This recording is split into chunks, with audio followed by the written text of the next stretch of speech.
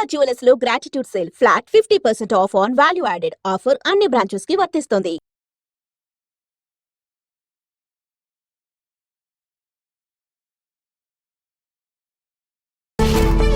మా నాన్నగారు సంగీతం కోసం ఇల్లు వదిలేసి వచ్చేశారు. సంగీతం కోసమే. సుప్రసిద్ధ చలనచిత్ర నేపథ్య గాయనిగా ఉన్న ఎస్ జానకి మా అమ్మకు మూడో చెల్లెలు. నేదురు కృష్ణమూర్తి గారి దగ్గర నుంచి మీరు ఏమి నేర్చుకున్నారు, ఏమి ప్రేరణ పొందారు? మొట్టమొదట చెప్పాల్సింది ఏమిటంటే, నాకు బాగా పాట వచ్చు అనుకుంటూ ఉండేవాడిని. నాకేమాత్రం వచ్చో అది గురువు గారి దగ్గర చేరినాక తెలిసింది. ఎందుకు మీరు పూర్తిగా అన్నమయ్యకి అంకితం అయ్యారు? ఎందుకు అంకితం అయ్యానంటే, ఇవన్నీ నేర్చుకుని నేను ఆ పోటీలో ఫస్ట్ వచ్చి ఆ తర్వాత సంవత్సరానికి ఈ ఇన్సిడెంట్ జరిగింది. తిల్లానాకి మీకు ప్రేరణ ఎవరైనా ఉన్నారా సార్? తిల్లానాకి ప్రేరణ అప్పటికి ఏం తన నది నన్న తిరు తిల్లానా, ఏం తన నది నన్న తిరు తిల్లానా. మీరు స్వరపరిచిన నారాయణ తీర్థ కీర్తనలు ఏంటి అంటే ఆ బాణి వేరు కదా. రమతే యమునా పులినవని. ఇలా బాగా పాపులర్ అయిన కీర్తనలో ఏమేమి కీర్తనలు సార్? ఎన్ని ఉంటాయి సుమారు? అది కొంచెం కష్టమే చెప్పడం. పాడినంత మాత్రాన పాపులర్ కాదు, అదే పాడకుండా వింటూ ఉండేవి కూడా పాపులరేగా. కడలుడిపి నీరాడగా తలచు వారలకు శోధించిరిదియే సురలును మునులును ఆదికి అనాది హరినామం శోధించిరిదియే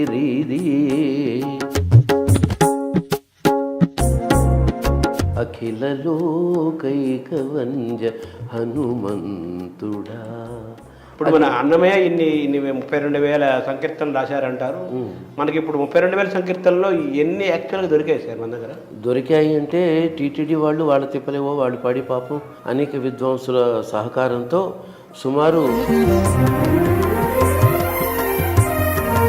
అవి ఇవి కలిపితే 14,000 పైచిలకు మనకు అందినాయి. 12,000 కీర్తనలు మనకు స్వరరచనతో ఉన్నాయా? ఇప్పుడు స్వరరచనతో ఎన్ని ఉన్నాయని మీరు ఊహిస్తున్నారు? ఎవరు చేశారు?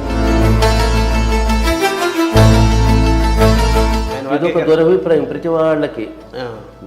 ఆయన ఏం పాడాడు కూడా ఎవరికి తెలియదు. వెంకటేశ్వరుడికి ఒక్కడికే తెలుసు, అంతే. నమస్కారం. మనతో పాటు గరిమెళ్ళ బాలకృష్ణ ప్రసాద్ గారు ఉన్నారు. గరిమెళ్ళ బాలకృష్ణ ప్రసాద్ గారు అంటే అన్నమయ్య కీర్తనలకు పర్యాయ పదంగా చెప్పవచ్చు.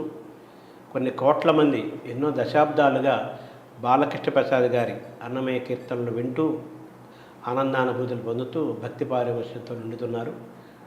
వారు స్వయంగా కీర్తనలు రచిస్తున్నారు. అనేక అన్నమయ్య కీర్తనలను స్వరపరిచారు.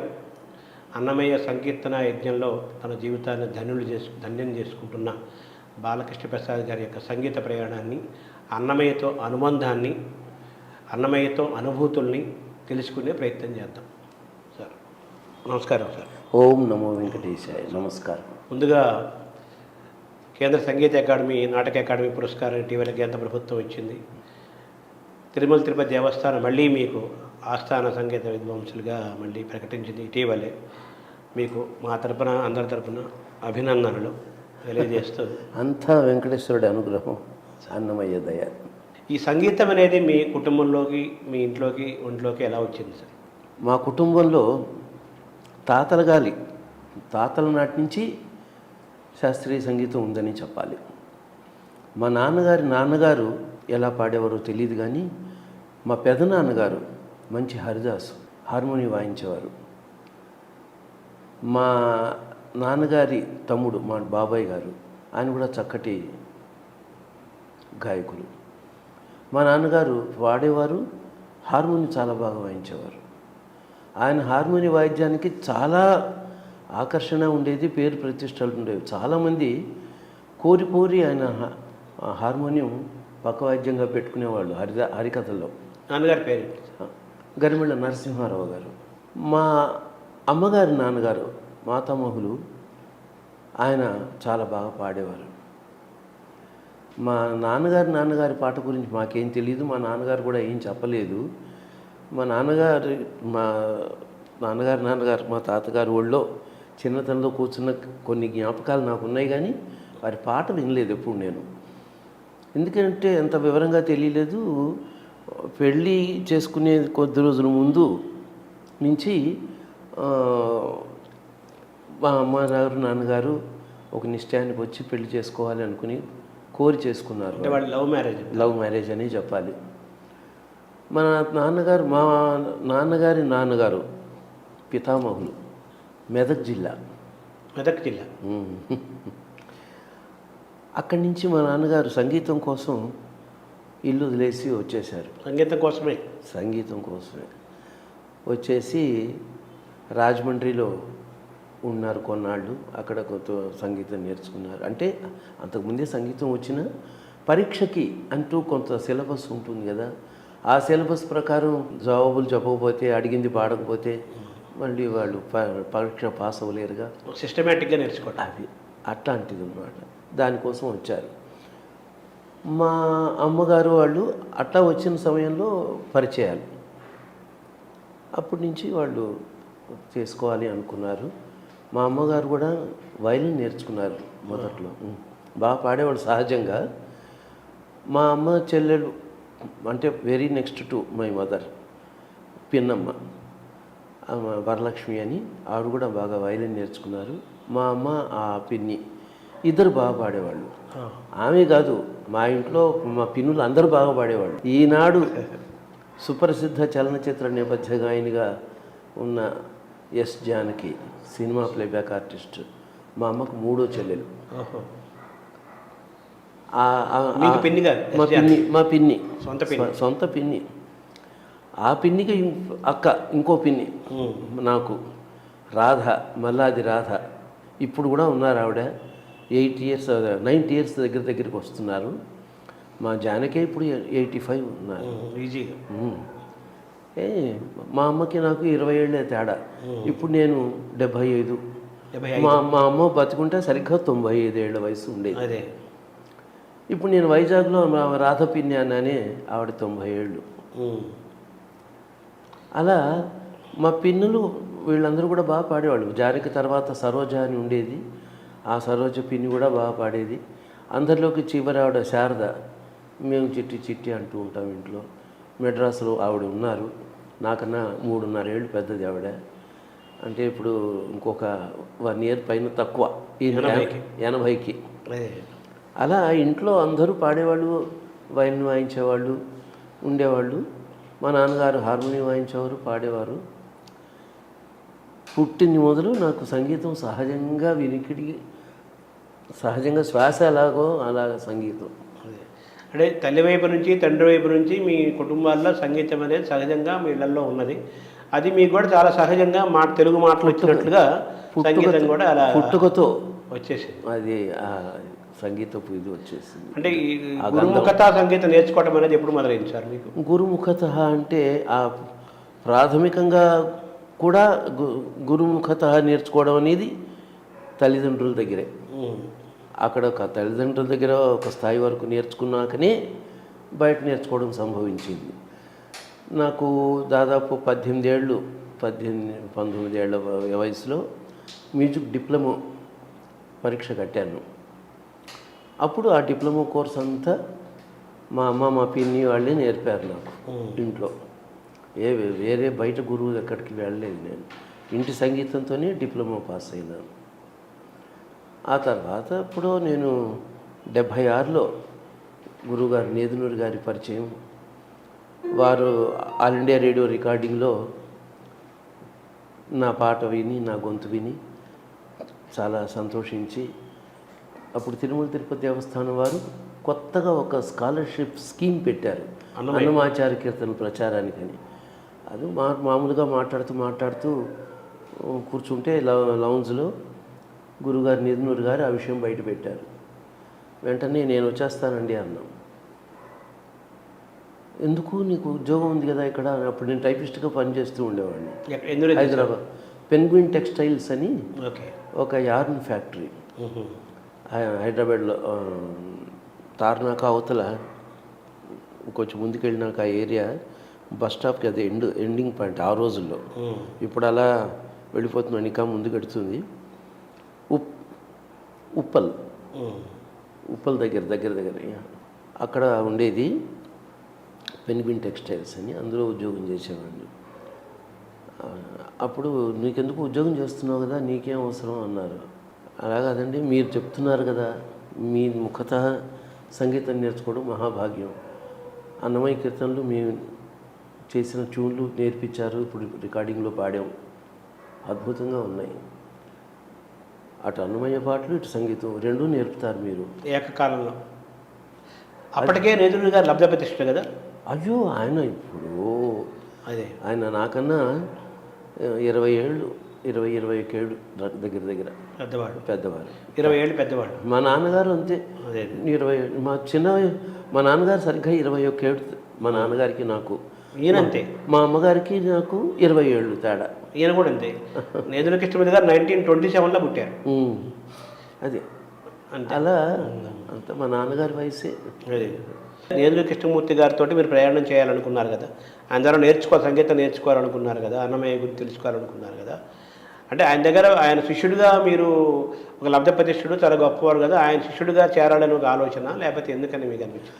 నేను ఆ వారితో ఇప్పుడు ఇందాక చెప్పిన సంఘటన, ఆయన ఆల్ ఇండియా రేడియో రికార్డింగ్లో నా వాయిస్ విని ఆశీర్వాదం చేయడంకి పూర్వమే వారి పాట బాగా నేను విని, మా ఇంట్లో మా అమ్మ వీళ్ళందరూ నాన్నగారు వాళ్ళు రేడియోలో వారి సంగీతం వింటూ ఓలేటి గారి పేరు, నేదురు గారి పేరు ఇవన్నీ నాకు సుపరిచితాలు. వాళ్ళు గొప్ప విద్వాంసులుగా నా మనసులో వాళ్ళ గురించిన ఒక అవగాహన ఉంది. వాళ్ళ పాట విని ఆసక్తితో ఉన్నవాడినే. ఈ అవకాశం కలిసి రాగానే దాన్ని వాడుకుందామని, అని ఉద్యోగం ఉంది కదా వద్దని చాలా చెప్పారు. మీ నోట వెంబడి పాఠం వస్తుంది నాకు, 2 ఏళ్ళు ట్రైనింగ్ అంటున్నారు, తిరుమల తిరుపతి దేవస్థానం వారు స్కాలర్షిప్ ఇస్తారన్నారు, చాలు వచ్చేస్తానన్నారు. చాలా నచ్చ చెప్పారు ఆయన, నేను వినలేదు. చివరికి స్కాలర్షిప్ ట్రైనింగ్కి వచ్చాను. వారి శుశ్రూష మొదలుపెట్టిన 1 ఇయర్లో వారికి ట్రాన్స్ఫర్ వచ్చేసింది తిరుపతి నుంచి. అంటే అప్పుడు తిరుపతిలో మ్యూజిక్ కాలేజ్ ప్రిన్సిపాల్గా ఉండేవారు. నేను స్కాలర్షిప్ ట్రైనింగ్కి చేరిన 1 ఇయర్ లోపే, అంటే కొద్ది రోజులు తక్కువగా, దగ్గర 1 ఇయర్ ఉన్నారు. తర్వాత విజయనగరం వెళ్ళిపోయారు. ట్రాన్స్ఫర్ అయింది పశుపతి గారి దగ్గర. నా మిగతా సంవత్సరం కోర్సు పశుపతి గారు, వారు మంచి కంఠధ్వని, చాలా బరువైన పాట చక్కగా పాడతారు. వారు కూడా చాలా అన్నమాచార్య కీర్తనలు చేశారు, ట్యూన్ చేశారు. వారి దగ్గర 1 సంవత్సరం నేర్చుకున్నాను. అంటే ఆ రోజు మీరు ఈ టైపిస్ట్ ఉద్యోగం వదిలేసి, అంత నేదురు గారు అన్ని చెప్పినా కానీ వదిలేసి, ఇలా ఆయన దగ్గర సంగీతం శిక్షణ గురుగా స్కాలర్షిప్తో చేరటము, అన్నమయ్య కీర్తనలు నేర్చుకోవటము, ఆ ప్రయాణం మొదలుపెట్టడం, ఇప్పుడు మీరు సమీక్షించుకుంటే ఆ రోజు మీరు తీసుకున్న నిర్ణయం మీకు కరెక్ట్ అనిపిస్తుందా, ఆనందాన్ని ఇస్తుందా? ఖచ్చితంగా. అవన్నీ చేయబట్టి కదా ఈ స్థితికి వచ్చాను నేను. ఈనాడు నేను తిరుమల తిరుపతి దేవస్థానం ఆస్థాన సంగీత విద్వాన్ అవ్వడం, కంచికామకోటిపీఠం ఆస్థాన విద్వాన్ అవ్వడం, అహోబిల మఠానికి ఆస్థాన విద్వాన్ అవ్వడం, మరి central Sangeet Natak academy award రావడం, తెలుగు యూనివర్సిటీ వాళ్ళు, పొట్టి శ్రీరాములు తెలుగు యూనివర్సిటీ వాళ్ళు, అది ఏ సంవత్సరం గుర్తులేదు, 7 ఏళ్ళు అవుతోంది, ఆ సంవత్సరం ఉత్తమ సంగీత విద్వాంసుడిగా నాకు అవార్డు ఇవ్వడం. అలాగే ఇంకా చాలా సంస్థలు నన్ను గౌరవించి అవార్డులు ఇచ్చినాయి. ఇవన్నీ మరి అలా రాబట్టేగా జరిగినాయి. కాబట్టి ఇందులో విచారించేది ఏం లేదు. అప్పుడు విచారించలేదు, వచ్చేసిన కొత్తలో కూడా నేనేం విచారించలే. అప్పుడు నాకు 350 జీతం ఆఫీస్లో వదిలేసేనాడు. గురువుగారు అన్నారు, నీకు 250 స్కాలర్షిప్, 350 జీతం అంటున్నావు అంటే, ఆ రోజుల్లో ఆ 100 రూపాయల డిఫరెన్స్కి బోర్డంత వాల్యూ ఉండేది. చాలా పెద్ద అమౌంట్, చాలా పెద్ద అమౌంట్. నేను ఒకటే అన్నాను, మరీ ఏం లేకుండా కాదు కదా, 250 ఇస్తారు కదా, చాలు నేను తినడానికి అది అని వచ్చేసాను. కానీ పాపం కొత్తలో నేను వచ్చేసినాక నిరాధారంగా ఉన్నానని మా గురువుగారు నేదునూరు గారు వాళ్ళింట్లోనే ఉంచుకుని 3 నెలలు నన్ను అట్టే పెట్టుకుని నాకు అన్నం పెట్టి, మెల్లిగా తర్వాత ఈవోతో మాట్లాడి ఒక నివాసానికని చిన్న ఏర్పాటు ఆ గోవిందరాజు గుడి దగ్గర ఉండే మ్యూజియంలో ఏర్పాటు చేశారు. ఆ తర్వాత మా అమ్మని తీసుకొచ్చాను. మా అమ్మ నేను ఉండేవాళ్ళం. సో మీరు తిరుపతికి 78లో వచ్చారు సార్? ఎప్పుడు వచ్చారు? 76. 76లో వచ్చారు. తిరుపతికి రావడం 76. 78 చివరిలో అన్నమాచార్య ప్రాజెక్ట్ ఆవిర్భావం. అప్పటికి ఇంకా నామకరణం కూడా జరగల. అదే నేను చేరినాక అన్నమాచార్య ప్రాజెక్ట్ అనే నామకరణం పేరు జరిగింది. పెట్టారు దానికి. అప్పుడు చెలికాని అన్నారావు గారి సమయం అది. అప్పుడు అది రాజగోపాల్ రాజు గారు ఇవో. ఓహో. అప్పుడు చైర్మన్ ఎవరో నాకు జ్ఞాపకం లేదు, తెలీదు. నాకంటే ఈ పదవులు వాటి డిగ్రీలు వాటి అవగాహన చాలా తక్కువ. పెద్దగా మెమరీలో ఉండేవి కూడా కావు అవి. మీరు ఆ కీర్తన రాగాలు నోటేషన్స్. రాజగోపాల్ రాజు గారు మటుకు అప్పుడు ఈవోగా ఉన్న వ్యక్తి కాబట్టి నన్ను నా స్కాలర్షిప్ ట్రైనింగ్ అయిపోయేటప్పటికి పివిఆర్కే ప్రసాద్ గారు వచ్చారు. పివిఆర్కే గారు ఆ 2 ఏళ్లలో వచ్చిన మార్పులో స్కాలర్షిప్కి చేరినప్పుడు రాజగోపాల్ రాజు గారు, అది అయిపోయే టైంకి పివిఆర్కే ప్రసాద్ గారు. నేదులూరు కృష్ణమూర్తి గారి దగ్గర నుంచి మీరు ఆయనతో ఎన్నో ఏళ్ళు, అప్పుడు శిక్షణే కాకుండా తర్వాత అనేక సంవత్సరాలు మీరు ఆయనతో ప్రయాణం చేశారు. నేదులూరు కృష్ణమూర్తి గారి దగ్గర నుంచి మీరు ఏమి నేర్చుకున్నారు, ఏమి ప్రేరణ పొందారు, ఎటువంటి ఇన్స్పిరేషన్ ఆయన దగ్గర నుంచి మీరు పొందారు, ఎటువంటి జ్ఞానాన్ని మీరు పొందారు? మొట్టమొదట చెప్పాల్సింది ఏమిటంటే నేదునూరి గారి దగ్గర ఉన్న డిసిప్లిన్. సంగీతం విషయంలో వారంతా త్రికరణ శుద్ధిగా సంగీతాన్ని ఉపాసించిన వాళ్ళు. నిజంగా ఆ వారి దగ్గర నేను మెలగడం అనేది మొదలవ్వకపోతే తత్పూర్వం ఉన్న మనిషిలో సంగీతం మీద ప్రీతి ఉండేది, కానీ ఈ కమిట్మెంటు, తర్వాత దీన్ని ఉపాసనగా తీసుకోవడం, ఇలాంటి విషయాల్లో నాకు అంత అవగాహన అది లేని చిన్నతనం. వయసు ఉంది, 27 ఏళ్ళు వయసు ఉన్నవాడిని అప్పటికి. 76 సంవత్సరానికి నాకు 27 ఏళ్ళు నుండి 28. నేను 1948 నవంబర్లో పుట్టాను. 27 చివరి దశలో 28 ఏళ్ళు ఎంటర్ అయ్యో ఉన్నాను. మొత్తం మీద నేదులూరి కృష్ణమూర్తి గారి సంగీతం, గురువుగారి సంగీతం నేర్చుకోవడం, వారిని గమనించడంతో నాలో త్రికరణ శుద్ధిగా సంగీతాన్ని ఉపాసనలాగా తీసుకోవడం అనేది జరిగింది.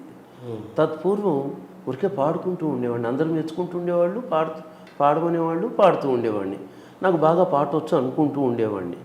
నాకేమాత్రం వచ్చో అది గురువుగారి దగ్గర చేరినాక తెలిసింది. అంతే కదా. వారి దగ్గర చేరినాక ఓహో నేను ఇక్కడ ఉన్నాను అనమాట అని, నేను ఎక్కడున్నానో మీ స్థాయి తెలిసింది, నా స్థాయి తెలిసి. తర్వాత ఆయన మొట్టమొదటిగా అన్నమయ్య కీర్తనలు స్వరపరిచే కార్యక్రమంలో మొట్టమొదటిగా ఆయన స్వరపరిచిన కీర్త అది ఆ సందర్భంలో మీరు ఇక్కడ ఉన్నారు సార్? ఆ సమయంలో లేను. అప్పటికే వారు కొన్ని అన్నమాచార్య కీర్తనలు ట్యూన్ చేసి వాటిలోంచి 15 కీర్తనలు ఎన్నుకుని వారు స్వరపరిచినవి, మరొక 15 రాళ్లపల్లి అనంతకృష్ణ శర్మ గారు వారు స్వరపరిచినవి. అప్పటికే టీటీడీ వాళ్ళ దగ్గర ఒక 10-20 ఏళ్ల ముందే అవి పుస్తకంగా అచ్చు వేశారు వాళ్ళు. అందులోంచి 108 కీర్తనలు అవి రాళ్లపల్లి గారు చేసినవి. అందులోంచి ఒక 15 తీసి గురువుగారు నేదునూరి గారు తీసిన ఒక 15, మొత్తం 30 కీర్తనలు ఒక పుస్తకంగా వేశారు విత్ నోటేషన్. అంటే ఏంటి, నేను తిరుపతికి వచ్చే టైంకి ఆ పుస్తకం సిద్ధంగా ఉంది. అది చూపించారు హైదరాబాద్లో. అది ఇచ్చేయండి అని అడిగారు. తిరుపతికి వచ్చినప్పుడు ఇస్తానులే అన్నారు. అప్పుడు తిరుపతికి వచ్చినాక పుస్తకం ఇచ్చారు నాకు. అంటే అప్పటికే మరి 15 కీర్తనలు స్వరపరిచి ఉన్నారుగా. అది. సో మీరు నేదునూరి గారి ద్వారా నేర్చుకున్న కీర్తనలు ఏంటి సార్ ఆయన దగ్గర నేర్చుకున్నారు? వారి దగ్గర నేను 30 కీర్తనలు నేర్చుకున్నానండి. 30 అన్నమాచార్య కీర్తనలు కాదు. ఇప్పుడు ఇందాక చెప్పినట్టు 15, ఇంకొక 5 ఉన్నాయి దాదాపు. ఆ 15 కీర్తనలు, 20 కీర్తనలు. తర్వాత నేను ఇక్కడికి వచ్చినాక కొన్ని స్వరపరిచారు, అవి కొన్ని కలిసినాయి. అవి కలిపి దాదాపు 30 అన్నమాచార్య కీర్తనలు. అవి కాక కొన్ని త్యాగరాజ స్వామి కీర్తనలు నేర్చుకున్నాను గురువుగారు నేదునూరి గారి దగ్గర. అవి అన్నీ కలిపి కొత్త సంగీతపు సరి అయిన అవగాహన. శాస్త్రీయ సంగీతం అంటే సరి అయిన అవగాహన. అంతకుముందు ఇంట్లో ఉన్నా కూడాను ప్రధానంగా మా నాన్నగారు హార్మోనియం వాయించేవారు, హరికథలకి వాటికి వెళ్ళేవారు. సంగీతం, శాస్త్రీయ సంగీతం కచేరీ ధోరణిలో పాడే ఆ పాటి సంగీతం మా ఇంట్లో లేదు, అంత సంగీతం లేదు. మా అమ్మ వాళ్ళు నేర్చుకున్నారు, వయలిన్ నేర్చుకున్నారు, కృతుల పాఠం ఉండేది కానీ మనోధర్మ సంగీతం లేదు. రాగాలాపన, కల్పన, స్వరం అవన్నీ తెలియదు వాళ్ళకి. అవన్నీ గురువుగారు నేదునూరి గారి దగ్గరికి వచ్చినాక నేను అంతకుముందు కొద్దిపాటి ప్రయత్నం చేసి ఉన్నాను, కానీ గురువుగారి దగ్గరికి వచ్చినాక బాగా అర్థమైంది.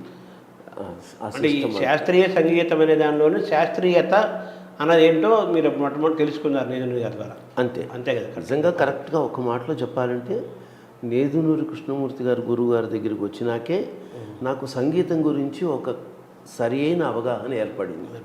మరి మొట్టమొదటి కీర్తన ఆయన దగ్గర నుంచి నేర్చుకున్న అన్నమయ్య కీర్తన ఏంటి సార్? మొట్టమొదటిది రెండోది అని కాదు, వారు హైదరాబాదు వచ్చారు, పాల్గొ విశ్వనాథం గారు పిలిపించారు. అక్కడ వచ్చినప్పుడే పరిచయం, ముఖ పరిచయం. అది భక్తిరంజని రికార్డింగ్. దానికోసమని 6 కీర్తనలు, 6 డజన్ కీర్తనలు నేర్పారు మాకు. భావములోన ఒకపరికి వయ్యారమై, ఏమోకో చుకురట ధర్మన, నానాటి బతుకు నాటకము, ముద్దుగారి చదువుంగిటి కొంచెం ఇట్లా ఒక 6 డజన్ కీర్తనలు అప్పుడు నేర్పారు.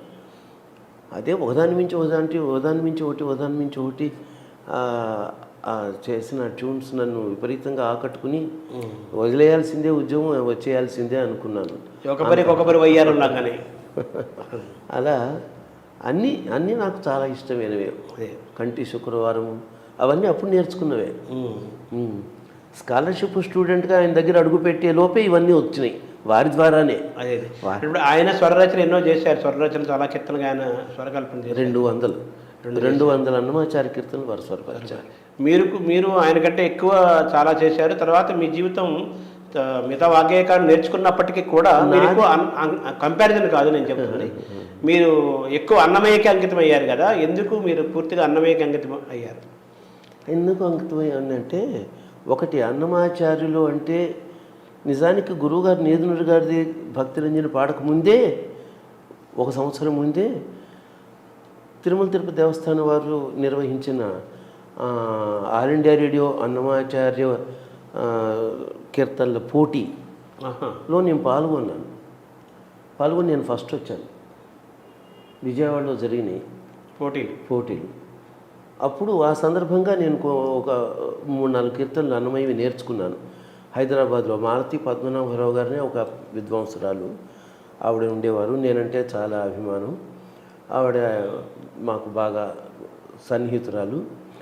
తర్వాత కొన్ని పాటలు నేనే స్వరపరుచుకున్నాను అన్నమయ్యవి, ఒక 3. అప్పటికే మీరు సొంతంగా స్వరపరుచుకున్నారు? అదే మరి చేసుకుని నేను 3 స్వరపరుచుకుని ఆవిడ దగ్గర 3 నేర్చుకుని, అట్లాగే మరో కీర్తన కూడా బాలభారతి అని బాలమురళీ కృష్ణకి బంధువులు వాళ్ళు, మరదలు వరుస అవుతారు. ఆవిడ కూడా నన్ను బాగా అభిమానించేవాళ్ళు, మా ఇంటికి దగ్గరలో ఉండేవాళ్ళు హైదరాబాద్లో. ఇవన్నీ నేర్చుకుని నేను ఆ పోటీలో ఫస్ట్ వచ్చి, ఆ తర్వాత సంవత్సరానికి ఈ ఇన్సిడెంట్ జరిగింది. గురువుగారితో పరిచయం, ఇక్కడ స్కాలర్షిప్ ఇస్తున్నారు, మంచి కంఠం ఉండి జ్ఞానం ఉన్న వాళ్ళకి నేర్పాలని అని ఈ డీటెయిల్స్ అన్నీ తెలుసుకోవడం, నేను వచ్చేస్తాను. ఇవన్నీ తర్వాత. అంతకుముందే నాకు అన్నమాచార్య సంకీర్తనల పాఠంలో ఫస్ట్ ప్రైజ్ వచ్చేసింది. అన్నమయ్యకి పాటలు ట్యూన్ చేయడం కూడా మొదలైంది. అదే మీరు సొంతంగా కూడా చేశారు అప్పటికి. అయితే అది ఏం చేశాను ఏమో, దాని ప్రభావం అంతగా నా మీద పడలా, అన్నమయ్య ప్రభావం పడలా అప్పటికి. అది మీకు అప్పటికే సాహసం అనిపించలేదా సొంతంగా స్వరరచన చేయటం? లేదు, అనిపించలేదు. నేను సంకీర్తనలు అంటే పాటలు స్వరపరచడం అనే ప్రక్రియ నా 15-16 ఏటో జరిగింది. అప్పటికి నేను చాలా పాటలు స్వరపరిచున్నాను.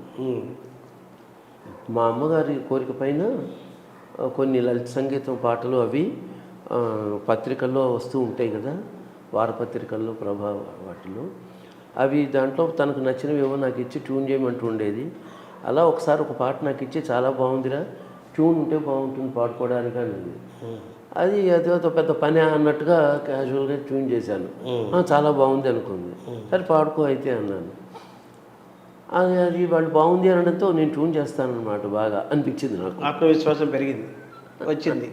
అలా ఆ ఉత్సాహం తర్వాత కొద్ది రోజుల్లోనే జయదేవ్ అష్టపదులు కొన్ని స్వరపరిచాను ఆ రోజు. అప్పుడే చిన్నవాడిగా, చాలా చిన్నవాడిగా ఉన్నప్పుడు జయదేవ్ అష్టపదులు స్వరపరిచాను. 2-3 నారాయణ తీర్థ తరంగాలు. తర్వాత మడిపడిగా బలరామాచార్యులని హైదరాబాద్లో ఒక ఆయన ఉండేవారు, పాటలు రాస్తూ ఉండేవారు, లలిత సంగీత గేయాలు అవి మా ఇంటికి ఇంకొక జనార్దన్ అని ఇంకొక అతను లైట్ మ్యూజిక్ పాడే అతను అవి తీసుకొచ్చి పాడుతూ ఉండేవారు. తర్వాత షేక్ మెహబూబ్ అని ఒక ముస్లిం అతను, తెలుగు టీచర్, ఆయన ఒక స్కూల్లో. నాకు 7 ఏళ్ల వయసు అప్పటి నుంచి మా ఇంటికి వస్తూ పోతూ క్లోజ్గా ఉండేవారు ఆయన. మా ఇంట్లో ఆయన దగ్గర మా పిన్నమ్మలు, మా అమ్మ వాళ్ళు లలిత సంగీతం పాటలు నేర్చుకున్నారు కొన్ని, అవన్నీ విన్నవాడిని. అందువల్ల ముందు నాకు లలిత సంగీతం ఎక్కువ వచ్చు ఫస్ట్.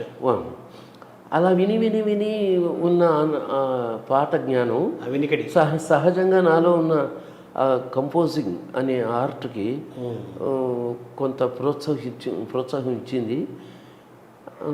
నాకు తెలియకుండానే నా 15-16 ఏళ్ళ వయసులో తెలియకుండా ఈ పాటలు స్వరపరచడం అనే ప్రక్రియ జరిగిపోయింది. అది ఒక పెద్ద పని అనిపించాలా నాకు. ట్యూన్ చేసేస్తుంటే పాడేస్తుండే. అలా చూసుకున్నారు. మా వాళ్ళందరూ బాగుందన్నారు, ఒక రాగం అనుకున్నారు, వాళ్ళందరూ బాగుంది అంటే బాగుంది అనుకున్నాను. అంటే రాగం అనుకున్నారా మామూలుగానే? రాగం అనుకోవడం అనేది అసలు నాకు తెలీదు. ఒక రాగం అనుకుని ఆ రాగంలో చెయ్యాలి అనుకోవడం అనేది చాలా తర్వాత వచ్చిన ఇది. మొట్టమొదట్లో ఏదో ఒక రాగంలో, నిర్దిష్టమైన ఒక రాగంలో వచ్చేది ఆ పాటకి రూపం. అదే పాడిన తర్వాత అది వచ్చేది. పాడినాక ఇది ఏ రాగం అనుకోవడం అంతవరకే తప్ప అలా నా రాగంలో చెయ్యాలి అనుకోవడం ఏం లేదు. ఆ సాహిత్యం చూసుకొని పాడేవాళ్ళు. ఆ పాడినప్పుడు ఒక రాగం వచ్చేది.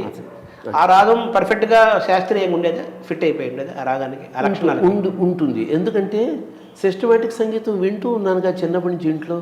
సో బుర్ర అలాగే పనిచేస్తుంది. అంటే ఒక నిబద్ధమైన రాగంలోనే మనసు భావించేది, ప్రయాణం చేసేది. కాబట్టి రాగం పేరేమిటి అనే క్వశ్చన్ నెక్స్ట్ వచ్చినా ట్యూన్ చేసేటప్పుడు ఒక రాగానికి స్టిక్ ఆన్ అయ్యే వెళ్ళేది మనస్సు. అలాగే అంటే మీరు ఏదో సాహిత్యం చూసేవాళ్ళు, ఎత్తుకుండేవాళ్ళు, చిన్న ప్రయాణం ఎత్తుగడత మొదలవుతుంది కదా. ఆ ఎత్తుగడలు మొదలైన కొన్ని క్షణాల్లోనే మీకు ఏ రాగాల్లో నడుస్తుందో మీకు తెలిసిపోయింది. అప్పుడు ఆ రాగాన్ని స్టిక్ అని అలా ప్రయాణం. అంతే బాగా చెప్పారు. అదే కరెక్ట్. అది. సో అలాగా మీరు స్వరరచన అనేది మీ చిన్ననాటి 15-16 ఏళ్ల వయసులోనే చాలా సహజంగా జరిగింది. నా సొంత రచన ట్యూన్లు చేయడం అనేది 15-16 ఏళ్ల ప్రాంతంలో మొదలైంది. నేను కచేరీలు ఇవ్వడం అనేది కూడా 15-16 ఏళ్ల వయసు ప్రాంతంలోనే ప్రారంభమైంది. 18-19 ఏళ్ళ వయసు వచ్చేటప్పటికి నేను క్లాసికల్ కీర్తనలు రాశాను. రాయటం మా నాన్నగారు రచిస్తూ ఉండేవారు. ఆయన రచించిన కీర్తనలని ఆంధ్రప్రదేశ్ సంగీత నాటక అకాడమీ వాళ్ళు, ఆంధ్రప్రదేశ్ గవర్నమెంట్ వాళ్ళు ధన సహాయం చేశారు, పుస్తకంగా అచ్చు వేశారు. ఆ రోజుల్లో నేను దాని ఫెయిర్ కాపీ రాశాను ముందు. ప్రింటింగ్కి సౌకర్యం. ఆ ఫెయిర్ కాపీ రాసే రోజుల్లో నోటేషన్ అంటే ఏమిటి అనేది తెలిసింది నాకు. దాని నోటేషన్ అంటే ఇలా చేయాలా, ఇట్లా రాయాలా అనుకున్నాను. అదేవన్నీ చాలా క్యాజువల్గా అబ్బిన విద్యలు. నేను కష్టపడలా వాటి కోసం. అంటే మీరు ఆ 15-16 ఏళ్ల వయసు సమయానికి మీకు ఈ రాగాలనేవి అవన్నీ వినికిడి ద్వారా తెలుసుకున్నవేనా? అంతే కదా. నాన్నగారు వాళ్ళు, పిన్ని వాళ్ళు, అమ్మమ్మ వాళ్ళు పాడుతుంటే ఆ వినికిడి ద్వారా పాడుతుంటుండేవాళ్ళు. ఆ రాగాలు మీకు ఇది రాగమని తెలుస్తుండేది. కానీ నోటేషన్ అనేది సైంటిఫిక్గా అప్పటికి నేర్చుకోలేదంటే మా నాన్నగారి పుస్తకం ఫెయిర్ కాపీ చేస్తున్న రోజుల్లో అలవడింది. ప్రత్యేకమైన ప్రయత్నం ఏం లేదు. కానీ ఆయన రాసిన నోటేషన్ చూసి ఫెయిర్ కాపీ రాశా కదా. ఆ ఫెయిర్ కాపీ రాయడం కోసం దాన్ని ఎందుకు గీత పెట్టారు, ఎందుకు చుక్క పెట్టారు, ఎందుకు ఇట్లా నిలువు గీత పెట్టారు, 2 గీతలు ఎందుకు పెట్టారు అనే చర్చ వస్తుంది కదా. ఇవేమిటమ్మా అని అమ్మని అడిగాను. ఆమె చెప్పింది, కింద గీత రాస్తే అది పైకాలం డబుల్ స్పీడ్లో పాడేది, కింద 2 గీతలు వస్తే డబుల్ స్పీడ్లో పాడేవి, పైన స్వరానికి పైన చుక్క ఉంటే తారస్థాయి, కింద చుక్క ఉంటే మంద్రస్థాయి, కొన్ని అక్షరాలకు తర్వాత నిలువు గీత ఉంటే అది ఒక లఘువో ధృతమో పూర్తయిపోయిన గుర్తు, 2 గీతలు నిలువుగా వస్తే ఆవృతం పూర్తయిపోయిన గుర్తు అని ప్రాథమికమైన సూచనలు ఇచ్చేశారు. అది పెద్ద టైం పట్టలేదు, ఒకసారి చెప్తే నాకు అర్థమైపోయింది. అదే ఆ నాలెడ్జ్తో నేను మా నాన్నగారి పుస్తకం అంతా ఫేర్ కాపీ రాసేసాను. అలా రాసేటప్పుడు నేను చూసి నోటేషన్ చూస్తూనే పాడుకునేవాడిని. పాడుకుంటూ ఉన్నప్పుడు నాకు ఒక ఊహ వచ్చింది, నేను కూడా రాయాలి, నేను రాయగలను అని. మా నాన్నగారి పుస్తకం ఫెయిర్ కాపీ రాసేటప్పటికి కొన్ని కీర్తనలు నేను రాశాను. ఇగో ఇట్లా వస్తున్నాయి నాకు అమ్మ కీర్తనలు, నేను రాశాను సొంత కీర్తనలు అని చెప్పి పాడి వినిపిస్తే బాగున్నాయిరా అంది. మా పిన్ని వాళ్ళు కూడా విన్నారు, మా నాన్నగారు కూడా విన్నారు. బాగున్నాయి అంటే బాగున్నాయి అనుకున్నారు. ఓహో నేను రాసేస్తున్నాను కీర్తనలు, చాలా బాగా అనుకున్నారు. అనుకొని వాటికి కూడా నోటేషన్ రాయటం మొదలుపెట్టారు. అలా రాసేసి 2 ఏళ్లలో 100 కీర్తనలు రాశాను. నా 27 వయసు వచ్చేటప్పటికి నేను 108 కీర్తనలు రాశాను సొంత. ఇవన్నీ భక్తి సంబంధించిన కీర్తనలు ప్రధానంగా. అంతే, ఆ వయసులో ఏం తెలుస్తుందండి, పెద్ద అనుభవాలు కూడా ఏం లేవు. కాకపోతే ఏంటంటే కీర్తన అనేది భగవంతుడిని ఉద్దేశించి చేసేది. భగవంతుడి విషయంలో మనకు కొన్ని కథలు, నేను మృదంగా వాయించేవాడిని. మా నాన్నగారు నాకు మృదంగం నేర్పారు. నేను 11 ఏడు వచ్చేటప్పటికే మృదంగం బాగా వాయించేవాడిని. అందువల్ల మా నాన్నగారు హార్మోనియం వాయించేవారు కదా, తను నన్ను మృదంగం ఆర్టిస్ట్గా తీసుకెళ్తూ ఉండేవారు కూడా హరికథలకి. అలా హరికథలు వింటూ నేను 20వ సంవత్సరం వయసుకు వచ్చి కీర్తనలు రాసే సమయానికి కొన్ని పురాణ గాథలు అవి హరికథలలో విని ఉన్నాను. కొన్ని నామావళులు, కొన్ని స్తోత్రాలు అవన్నీ వినికిడి మీద బాగా చేరినాయి నా మనసులో. ఆ విన్న కథలలో ఉన్న అంశాలని వాటిని ఆధారం చేసుకుని ఈ వింటూ ఉన్న నామావళులు, స్తోత్రాలు ఇంట్లో చదువుతూ పాడుతూ ఉంటాం కదా, అవన్నీ చూసుకుంటూ ఆ రెండింటినీ మిళితం చేసుకుని నాదైన ధోరణిలో నేను కీర్తనలు రాశాను. అందులో గొప్ప భావుకత ఉందని లేదా అపురూపమైన పదరాశి ఉందని అలా చెప్పుకోకూడదు. నాకున్న పరిజ్ఞానంతో, నా దగ్గరున్న అప్పటి భాషా జ్ఞానంతో, మా నాన్నగారి పుస్తకాలు ఫేర్ కాపీ రాస్తూ ఉన్న అనుభవంతో వచ్చిన జ్ఞానంతో నేను కొన్ని కీర్తనలు రాసి నోటేట్ చేసేసి ఒక బుక్ తయారు చేశాను 20 ఏళ్ళు నిండేటప్పటికి అనేది వాస్తవం. 100 కీర్తనలు 108 అంటే 108 కీర్తనలు. అది కూడా అప్పటికే 108 అనే అంకె మీద అవగాహన కూడా తెలివి ఎక్కువ ఉందన్నమాట. కొంచెం ఎక్కువైపోయింది, అతి తెలివి. ఓవరాల్గా ఇప్పుడు మామూలుగా మనకు జయదేవుడి దగ్గర నుంచి రామదాసు, పురంధరదాసు వరకు అనేక మంది వాగ్గేయకారులు తెలుగులోను భారతదేశంలో ఉన్నారు. ఒక వాగ్గేయకారుడు ఏ విధంగా అవతరిస్తాడు, ఎలా రూపాంతరం చెందుతాడు అంటే వాక్కు గేయము ఏకకాలంలో ప్రయాణం చేస్తే కదా వాగ్గేయం అంటారు కదా. వాళ్ళ వాక్కు గేయం అవుతుంది, వాళ్ళ గేయం వాక్కు అవుతుంది. ఆ వాక్కు గేయము ఏకకాలంలో ప్రయాణం చేసిన వాగ్గేయ ప్రయాణాన్ని మీరు తెలుసుకున్నారు. ఆ జర్నీని మీరు దాదాపు 18 ఏళ్ల వయస్సు ప్రాంతంలో ఈ అవగాహన ఏర్పడింది. కృతి రచన అనేది ప్రారంభమైంది. 20 ఏళ్ళు వచ్చేటప్పటికి 108 రాశాను.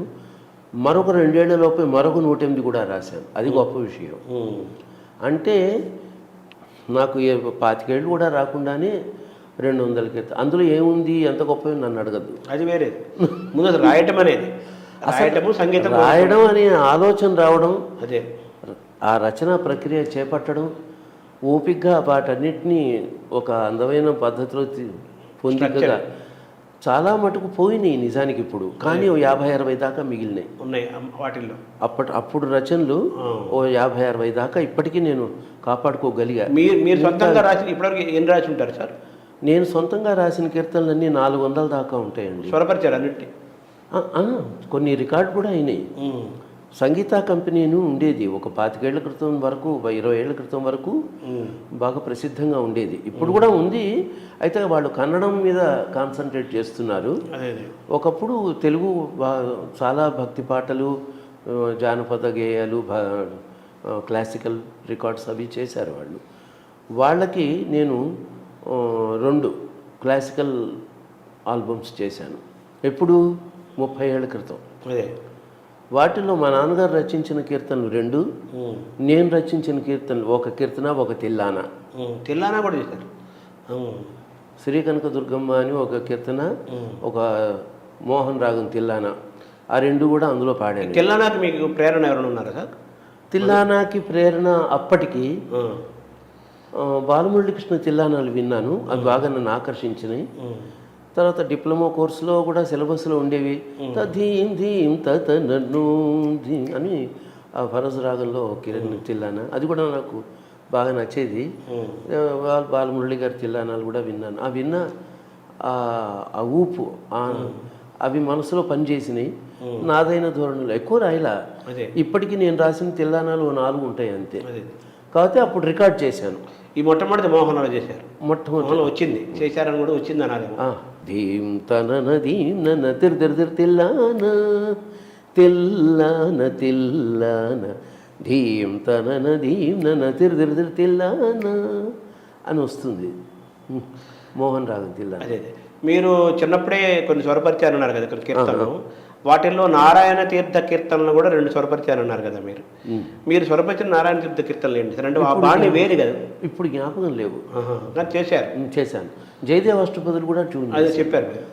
అదే వాటిని రెగ్యులర్గా తర్వాత పాడే అవసరం అవకాశం రాలేదు, అందువల్ల మెమరీలోంచి పోయినాయి.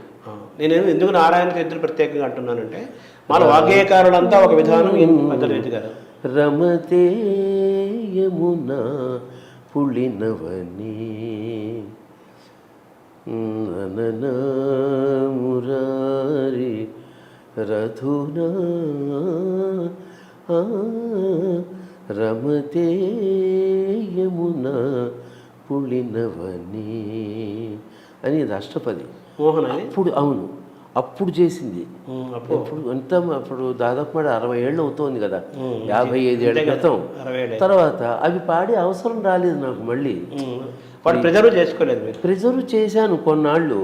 ఈ మధ్య 10 ఏళ్ళుగా విపరీతమైన అన్నమాచార్య కీర్తనలు పుంఖాలుగా చేసేయడం, అవన్నీ పుట్టలుగా పెరిగిపోయినాయి పుస్తకాలు. అవి వాటిల్లో కొన్ని కాపాడగలిగాను, కొన్ని అక్కడ పెట్టాను, మర్చిపోయాను. అలా అలా ఉంటాయి. రకరకాల కారణాల వల్ల కొన్ని పోయినాయి, కొన్ని పాతవి అయిపోయినాయి అని పారేయడంలో వాటితో పాటు పోయినాయో ఏమో తెలీదు. వెతుకుతూ ఉంటే కనిపించట్లేదు, లేవని అనుకుంటున్నాను. నాకు ఇప్పుడు చేత కాదు, నడుము నొప్పి ఆల్రెడీ, నాకు కూర్చోలేను, లేవలేను.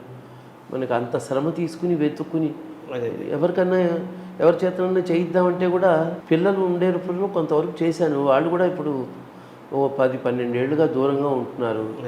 ఇప్పుడేమో పూర్తిగా 5-6 ఏళ్ళుగా అమెరికాలో ఉన్నారు. మా ఆవిడకేమో పాపం ఇంటి పనులతోనే సరిపోతుంది. తర్వాత తను తమిళియన్ బేసిక్గా. ఈ తెలుగు అక్షరాలు అవి ఇవి చూడడం చదవడం కొంచెం వచ్చు, కానీ స్ట్రెయిన్ అవుతుంది. అలా మొత్తం మీద కొన్ని అనేక కారణాల వల్ల మిస్ అయిపోయినాయి, కొన్ని మిగిలినాయి, కొన్ని రీరైట్ చేసి ఫ్రెష్గా ఫెయిర్ రాసి కాపాడుకున్నాను. కొన్ని దక్కినాయి. ముఖ్యంగా నా నోటేషన్ ఎక్కువ రాసేవాడిని కాదు, మెమరీలో ఉండేవి. ఇప్పుడు నాకు మెమరీ ప్రాబ్లం వచ్చిపోయినాయి. కానీ ఆ రోజుల్లో బాగా. నేను నారాయణ తీర్థుల గురించి ఎందుకు ప్రత్యేకంగా అన్నానంటే, మామూలుగా మనకు వాగ్గేయకాలు చాలామంది ఉన్నారు, వాళ్ళు ఒక శాస్త్రీయమైన బాణిలో ఒక పద్ధతిలో చేసి వెళ్ళిపోయి ఎక్కువ చేయలేదు. ఇది వచ్చేసరికి ఏమి జతులు దరువులు అవన్నీ ఉంటాయి కదా.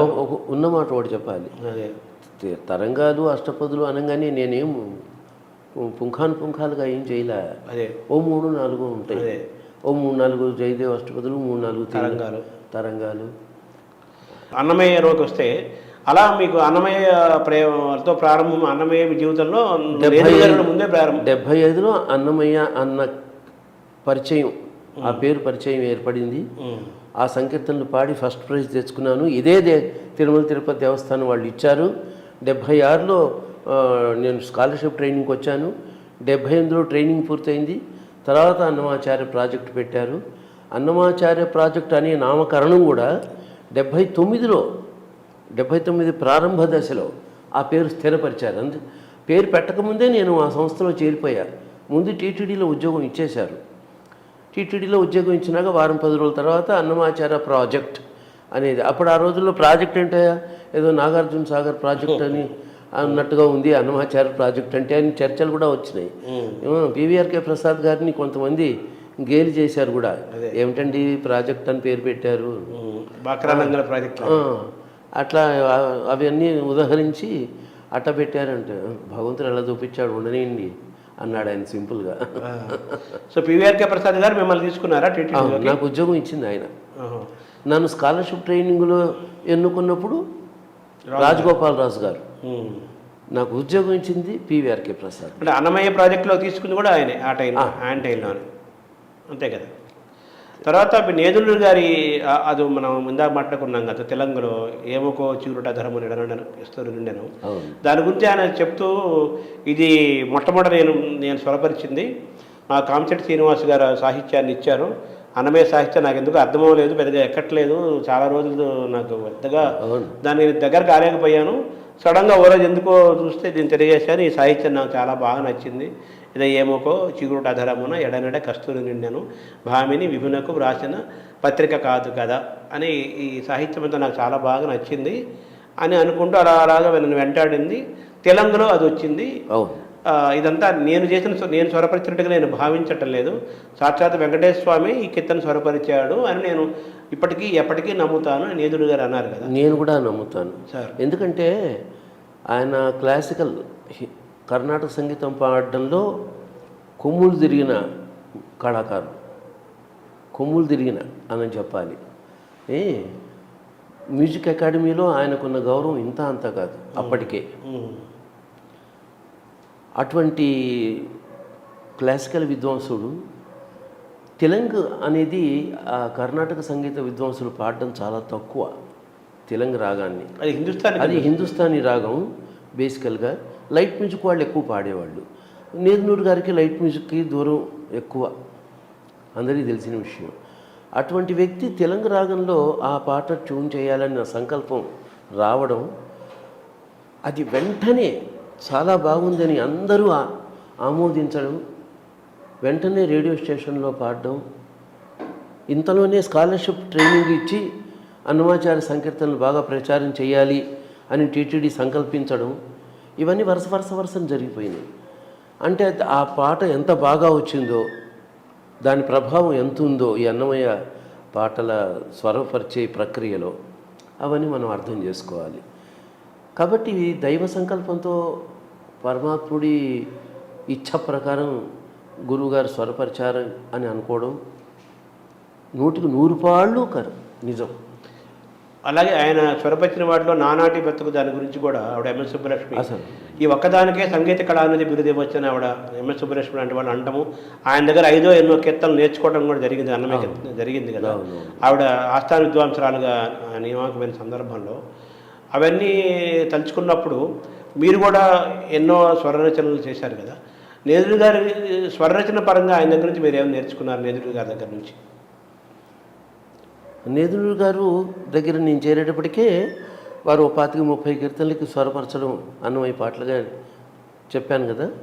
ఫస్ట్ వారి దగ్గర ఆయన దగ్గర ఆయనతో పరిచయం అవ్వడానికి ముందే నాకు ఫస్ట్ ప్రైజ్ కూడా వచ్చింది. నేను 2-3 కీర్తనలు స్వరపరిచానని చెప్పాను.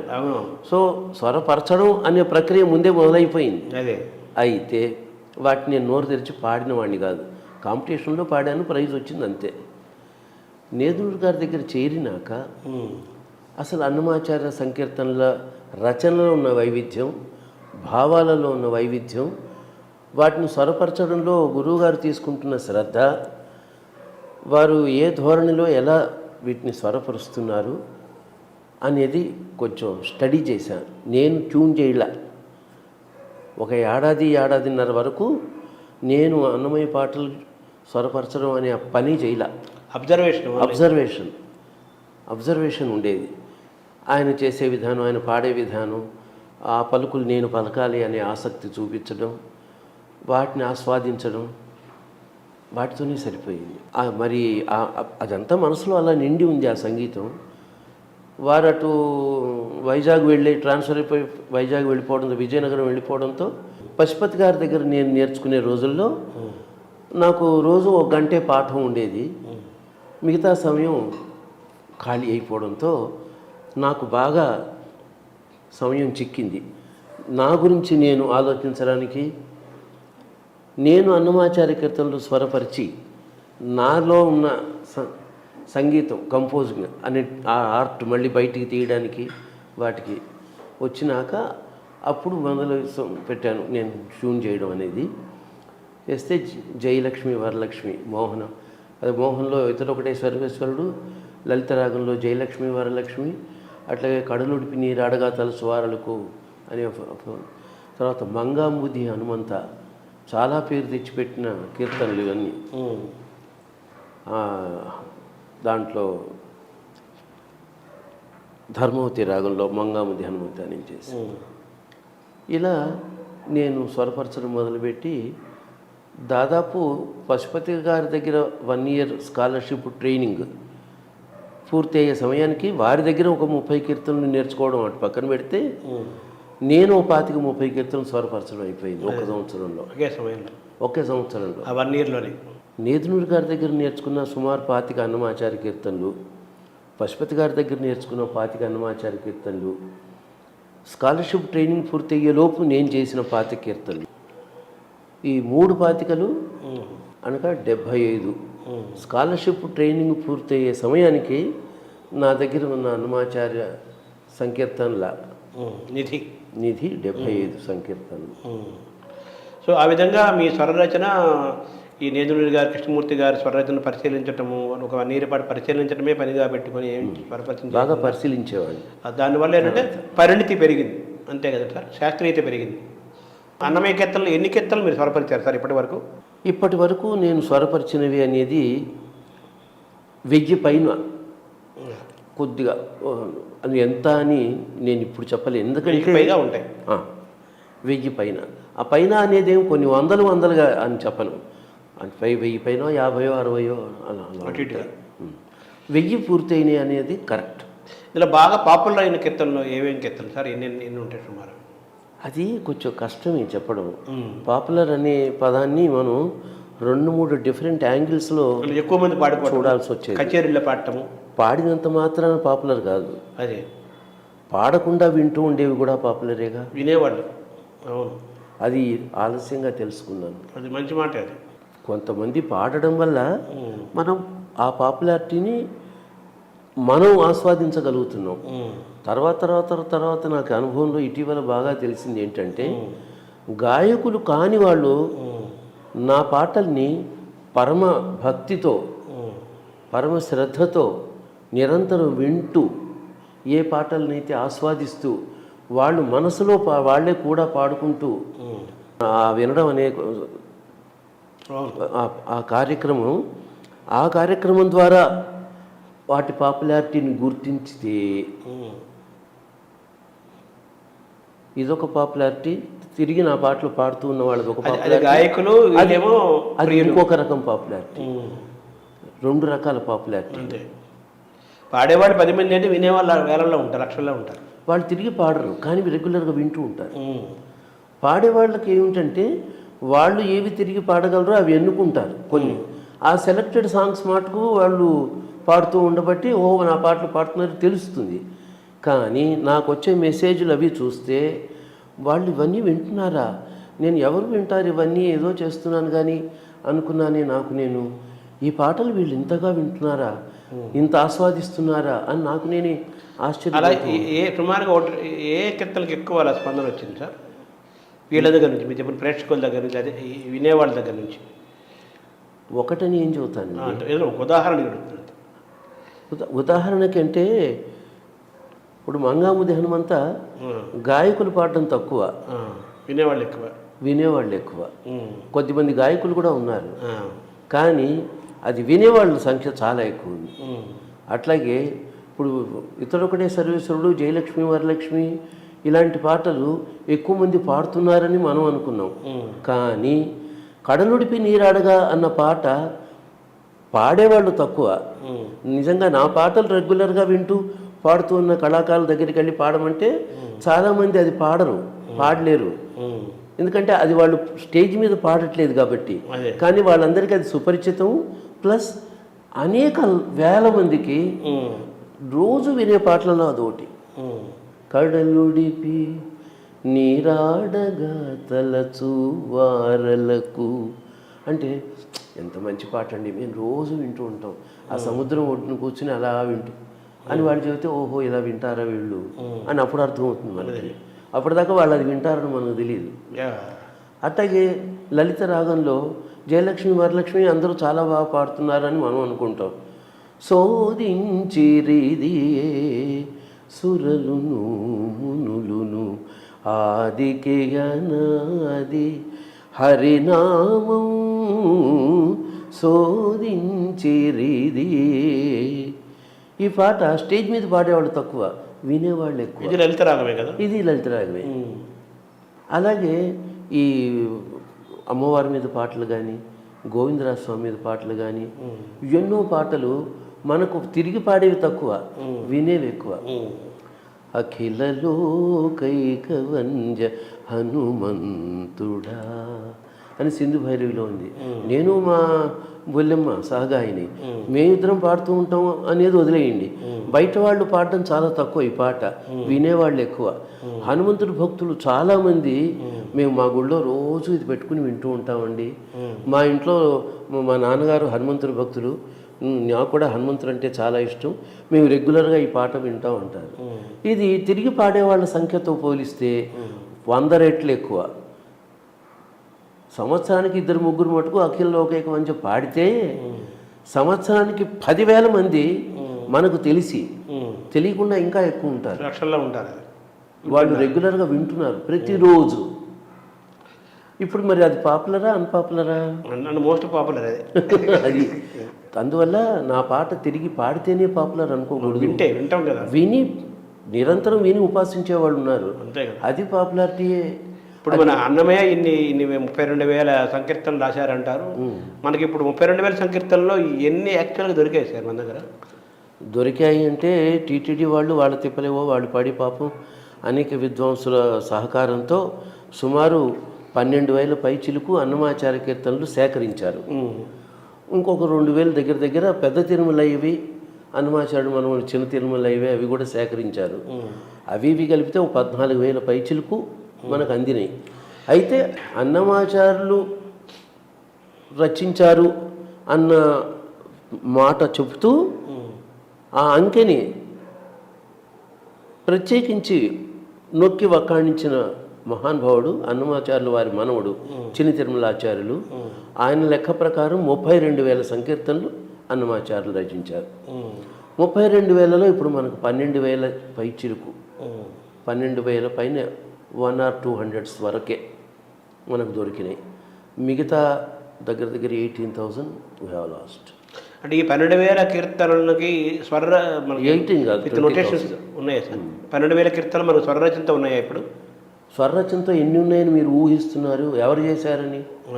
ఆయన కదా వాక్యకారుడు. ఎవరు చెప్పారు మీకు అలాగని? అది మనం ఆయన ఇదొక దురభిప్రాయం ప్రతి వాళ్ళకి. అన్నమయ్య ఏది స్వరరచన చేసి రాసిపెట్ల, ఆయన ఏం పాడాడు కూడా ఎవరికి తెలియదు, వెంకటేశ్వరుడికి ఒక్కడికే తెలుసు, అంతే. ఆయన ఏం పాడాడు, ఎలా పాడాడు, ఇది పరమ సత్యం. పెద్దలందరూ ప్రమాణం చేసి చెప్పిన మాట.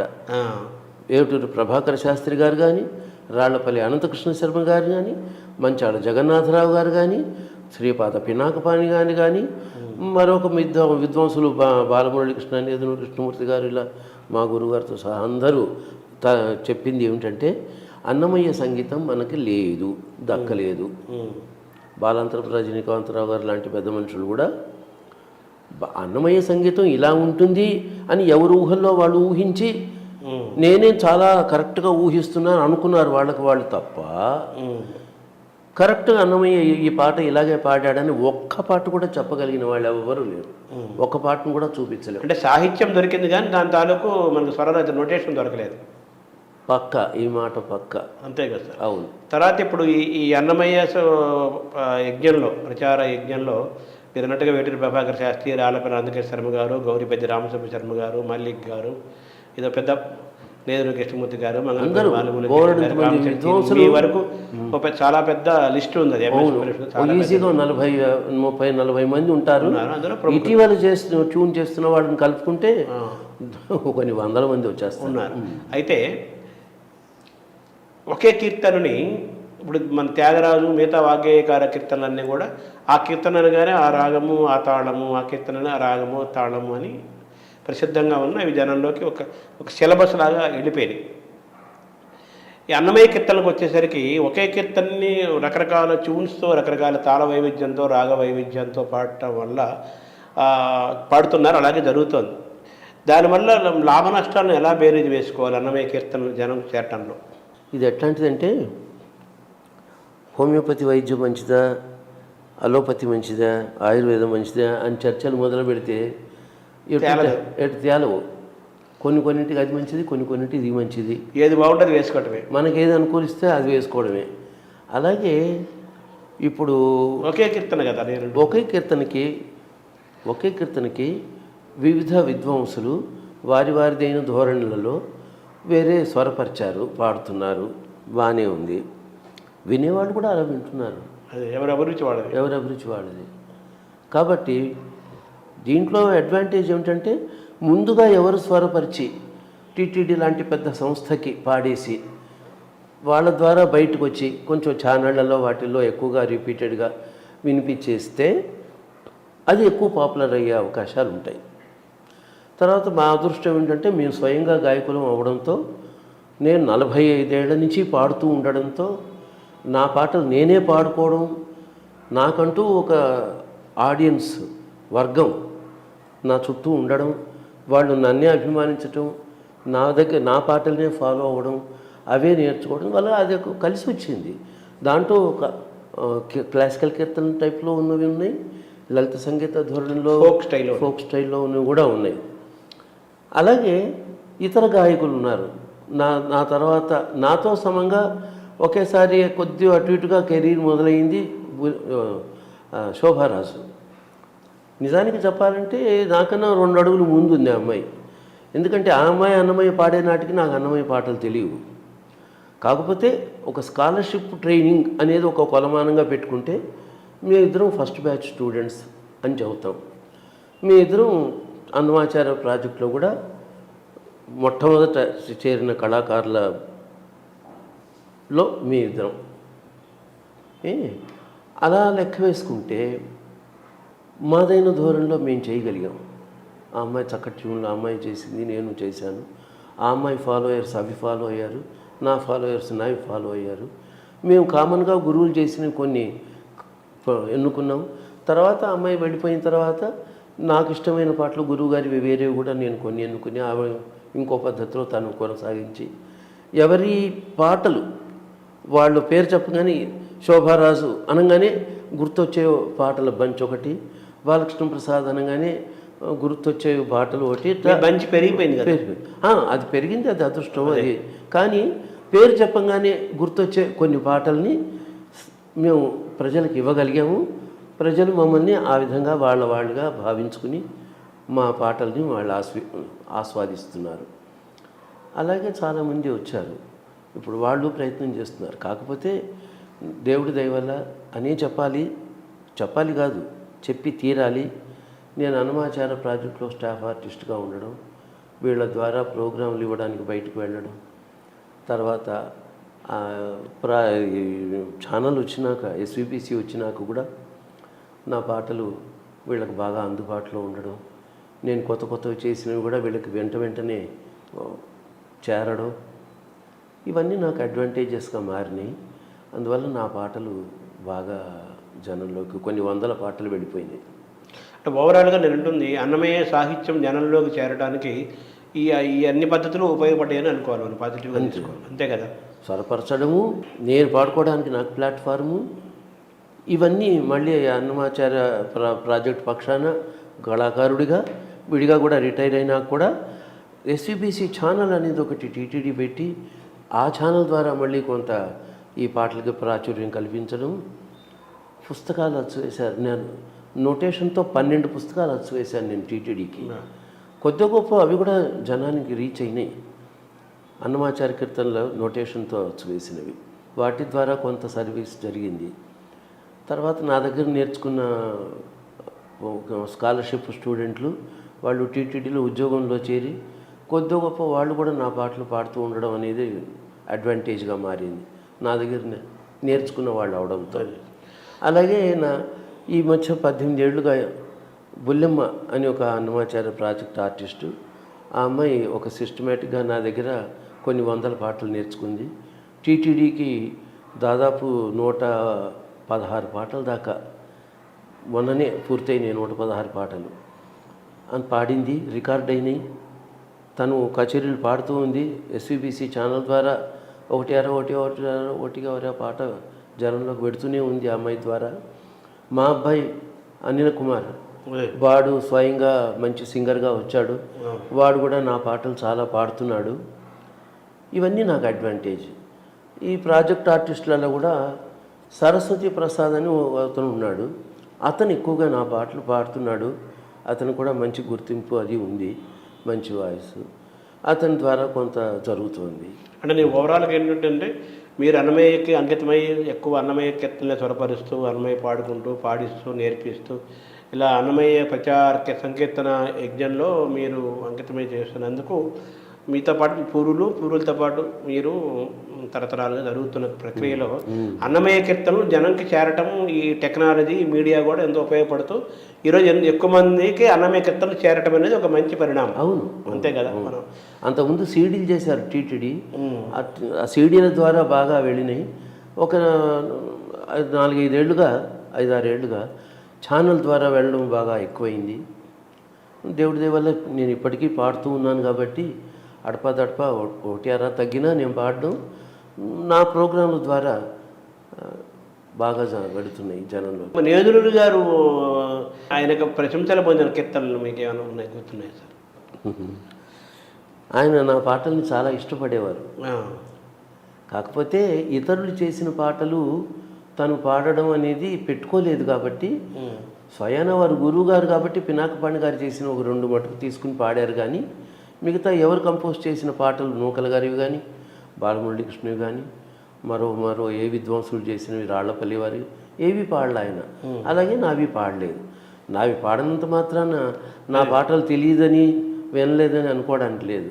నా పాటల్ని బాగా అభిమానించిన వారు, నన్ను ప్రోత్సహించిన వారు నేదునూరు గారు. వారి ప్రోత్సాహం లేకపోతే నేను ఇంతవరకు చేసేవాడిని కాదు. నాకు మానసిక స్థైర్యం ఉండేది కాదు. వారు నా పాటను మెచ్చుకుని అభినందించి చెయ్యి, నీదంటూ ఒక ధోరణి ఉంది, అన్నమయ్య పాట స్వరపరచడంలో జనం ఆస్వాదించి తిరిగి పాడుకోవడానికి అనువైన బాణీలు అందించడంలో నీదంటూ ఒక ప్రత్యేకమైన గుర్తింపు, పరిశ్రమ అన్నీ ఉన్నాయి. నువ్వు అలా నిరంతరం చేస్తూ ఉండాల్సిందే, ఆపద్దు ఈ ప్రక్రియని అని ఒక పెద్ద మోరల్ సపోర్ట్ ఇచ్చారు. ఖచ్చితంగా వారి సపోర్టే లేకుండా ఒక మాట కొంచెం నెగిటివ్గా వచ్చినా నేను ఫంక్ అయి ఉండేవాడిని. వారు మీకు మార్గదర్శనం చేశారు. అది మార్గదర్శకత్వం అనేది ఆయన తెలిసి చేయలే, నేను దాన్ని గ్రహించాను. వారిని మార్గదర్శకులుగా పెట్టుకుని ఆ బెనిఫిట్ నేను పొందాను నా అంతటి నేను. అదే ఆయన క్యాజువల్గా వర్క్ చేశారు, నేను పొందాను ఆ ఇన్స్పిరేషన్. అంటే ఆయన ఇన్ఫ్లుయెన్స్ నా మీద అలా ఉంది. సరే, అన్నమయ్య సాహిత్యాన్ని పరిశీలిస్తే సంస్కృత భూయిష్టమైన రచనలు ఉన్నాయి, అచ్చతెలుగు పదాలు ఉన్నాయి, ఆ ప్రాంతపు రాయలసీమ ప్రాంతపు ఆ కాలపు మాండలికాలు ఉన్నాయి, అలాగే సరళమైన తెలుగు భాష ఉంది, ఎన్నో మిశ్రమంగా అంటుంటారు కదా. ఈ ప్రయాణంలో అన్నమయ్య సాహిత్యం మీకు అధ్యయనం చేసిన వ్యక్తిగా అన్నమయ్య సాహిత్యాన్ని మనం ఎలా చూడాలి సార్? మీరే చెప్పారు, అంత జవాబు కూడా అందులోనే ఉంది. అన్నమయ్య సాహిత్యాన్ని అలాగే చూడాలి. ఎందుకంటే ఆయన జనసామాన్యం కోసం సంకీర్తనలు రచించారు. ఒకటో పాయింట్, జనసామాన్యం కోసమే సంకీర్తనలు. ఏం చెప్పదలుచుకున్నారు సంకీర్తనల ద్వారా? శ్రీ వెంకటేశ్వరుడి లీలా విశేషాలు, శ్రీ వైష్ణవ మత సిద్ధాంతాలు, అవి రెండు ఈ సంకీర్తనల ద్వారా ప్రచారం చేయడం అనేది అన్నమాచార్యుల వారి ప్రాజెక్ట్. Own project. ఆ పద్ధతి ప్రకారం, ఆ ధోరణిలో, ఆ ప్రయోజనాల్ని ఆశిస్తూ ఆ కీర్తనలంతా ఆయన చేశారు. అది దాంట్లో జనసామాన్యం అని నేను అన్నాను. ఆ జనసామాన్యం అనే దాంట్లో ప్రధానంగా మనకి మీరు అన్నట్టు రకరకాల మండలాలలో ఉండే జనులందరూ వస్తారు. ఆ మాండలిక పదాలన్నీ తను వాడాడు. వాళ్ళ కోసం కదా రాస్తున్నారు మరి. అందువల్ల వాళ్ళకి క్లోజ్గా ఉండి మావాడు మాకు అర్థమయ్యేటట్టుగా రాస్తున్నాడు చక్కగా అని వాళ్ళు దాన్ని అందిపుచ్చుకోవడానికి వాళ్ళ ధోరణిలో పెడితేనే కుదురుతుంది. అందువల్ల వాళ్ళ భాష, వాళ్ళ భావాలు, వాళ్ళకు అందుబాటులో ఉన్న సంగీతపు శైలి, అది కూడా సంగీతపు శైలి చాలా ముఖ్యమైన పాయింట్. సంగీతపు శైలి కూడా ఆయా ప్రాంతాలలో ఫోక్ జానపద అది చాలా ముఖ్యంగా చెప్పుకోదగ్గది. అన్నమాచార్యులు ఏమి త్యాగరాజ స్వామి లాగా సంగీత కీర్తనలు రాస్తూ కూర్చోలేదు, ఎవరు అనడానికి వీల్లేదు అన్నమాట. విఘ్నులు ఎవరు చెప్పలేదు, నేను ఒప్పుకోను. ఆయన సాహిత్యాన్ని ఆయన జనసామాన్యం కోసం సాహిత్యం రాశారు. ఆ జనసామాన్యం కోసం ఆ సాహిత్యం ఏ సంగీతపు ధోరణిలో ఎలా ఉంటే బాగుంటుందో ఆ సంగీతమే ఆయన పాడాడు. అది మనకి ఇప్పుడు అందుబాటులో లేదు. కానీ మనకి జానపద సంగీతంలో పెద్ద మార్పులు రావు. క్లాసికల్ మ్యూజిక్లో మార్పులు వచ్చినంత తొందరగా జానపద సంగీతంలో మార్పులు రావు. పట్టణాలలో సిటీలలో కల్చర్ మారిపోయినంత తొందరగా గ్రామాల్లో మారుతుందే? మారదు.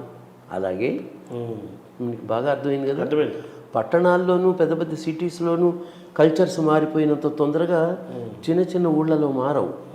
అలాగే సంగీత బాణీలు కూడా ఆ రోజు అన్నమయ్య కాలం నాటి సంగీతం, ఆ జానపద బాణీలు పల్లెటూళ్ళ వాళ్ళ ప్రజలు సాధారణంగా కష్టజీవులు, వాళ్ళ కోసం రచించాడు కాబట్టి ఆ రకపు సంగీతపు బాణీలలో పెద్ద మార్పులు లేవు. అంటే నేను సాహిత్యపరంగా కూడా అడుగుతున్నాను సార్. అంటే కొంత సంస్కృత భూయిష్టమైన రచన ఉంది. ఎన్నండి సంస్కృతంలో 100 పాటలు ఉన్నాయి అంతే. ఎందుకు అది పెద్దగా మనం చర్చించే విషయం కాదు. అందుబాటులో ఉన్న 12,000 పైచులకు పాటలలో 100 సంస్కృతంలో, మిగతా జనం భాష అంతే. ఊరికే సంస్కృతం ప్రజాకవి అంతే అంతే అంతే జనం భాష కోసం ప్రజాకవి జనంకి చేరాలని. అనేక పెద్ద కొప్పు పెట్టుకున్న స్త్రీ దాంట్లోంచి ఒక వెంట్రుక తీసినట్టు అంతే 12,000 పైచులకు పాటలలో 100 పాటలు అంతే. అవే సంస్కృతం. మిగతా అంతా జనం భాష, తెలుగు భాష, చక్కటి తెలుగు, అచ్చ తెలుగు పదాలు, మాండలికాలు అంతే. తెలుగుదనం అంతా అన్నమయ్య కీర్తనలో శోభించిందని చెప్పాలి. అంతే అంతే అంతే. తర్వాత చాలా కాలం క్రితం భాష కాదు అది.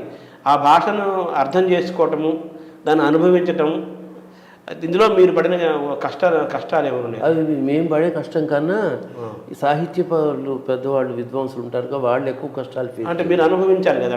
అంటే వాళ్ళు ముందు కొంత అనుభవించేసి మాకు దారి చూపించినాక మేము అది అందిపుచ్చుకుని ట్యూన్ చేసిన వాళ్ళు. అది సులువైంది, మాకు సులువైంది. ఎందుకంటే అవన్నీ ఏవి చదవకుండా వినకుండా ట్యూన్ చేయడానికి కూర్చుంటే వాళ్ళు ఏమన్నా కష్టాలు ఫేస్ చేస్తారేమో తెలియదు. కానీ నేను అన్నమాచార్య ప్రాజెక్టులో చేరింది మొదలుకొని అన్నమాచార్య వర్ధంతి జయంతి ఉత్సవాలలో ఆఫీసులో ఆ విద్వాంసులు వచ్చి మాట్లాడుతూ ఉంటే సాహిత్య ప్రకాండులు వాళ్ళ దగ్గర కూర్చుని అవన్నీ విన్నవాడిని. ఆ పదాలు, భావాలు, వాళ్ళు ఆ సాహిత్యాన్ని ఎలా విశ్లేషిస్తున్నారు ఏమిటి, దాంట్లోని విశేషాంశాలు ఏమిటి, వాడు అన్నమయ్య జనం పోకడతో జనంతో మిళితమైపోయి ఎలా తన సాహిత్యాన్ని జనంలోకి తీసుకెళ్ళాడు అనేది వాళ్ళ ఉపన్యాసాల ద్వారా విని విని విని విని నేర్చుకున్నాం. అది ఓన్లీ కడప జిల్లా రాయలసీమ మాండలికం అంటారా సార్? ఆ భాష అన్ని ప్రాంతాలు ఉందంటారు అందులో? అప్పుడు కడప అనేది తెలుగు ప్రాంతంలోకి ప్రధానంగా చెప్పే ఒక కేంద్రంగా ఉండొచ్చు. అందువల్ల కడప తెలుగు ఎందుకంటే అన్నమయ్య కడప నుంచి వచ్చాడు కాబట్టి, ఆ ప్రాంతం వాడు కాబట్టి. సో ఆ విధంగా అన్నమయ్య సాహిత్యం అనేది కడప మాండలికము, ఆ ప్రాంతం వాసి కాబట్టి అప్పటి మాండలికము అప్పటిది కడప ప్రాంతం తెలియదుగానే మనం మీ అధ్యయనంలో మీకు అర్థమైంది. ఈ సంకీర్తన యజ్ఞమైన ఒక ప్రాజెక్ట్ మీరు చేపట్టారు స్వయంగా, దాని ఉద్దేశం ఏంటి సార్? మాకు కచేరీలలో పెద్ద పెద్ద కచేరీలు పాడా, 4 గంటలు 4.5 గంటలు కచేరీలు కూడా పాడా. అయితే అన్నీ అలా ఉండవుగా, ఎప్పుడో 2-3 ఏళ్ళకు ఒకసారి లెంగ్దీ ప్రోగ్రామ్ పాడే అవకాశం వస్తుంది. మిగతా ప్రోగ్రాంలన్నీ ఒక సాలిడ్గా 3 అవర్స్లో అయిపోతాయి. 3 అవర్స్ 3.5 అవర్స్, కొన్ని అయితే 2.5 గంటల్లోనే అయిపోతాయి. అలాంటివి కూడా ఉంటాయి. వాటితో ఎక్కువ పాటలు జనానికి తీసుకెళ్ళలేకపోతున్నామే. ఎందుకంటే 3 గంటలు పాడితే 3 పదులు 30 పాటలే అయ్యేది. అంతే. యావరేజ్ 10 నిమిషాలు వేసుకుంటే కీర్తన గంటకు 10 పాడితే 3 గంటలకు 30 పాటలు అవుతాయి. ఎన్ని పాడితే ఎన్ని వందలు చేసేస్తున్నాం కదా. 12,000 కీర్తనలు జనానికి ఎలా వినిపించాలి? అట్లా ఆలోచిస్తే మాకు అసంతృప్తి మిగులుతూ ఉండేది.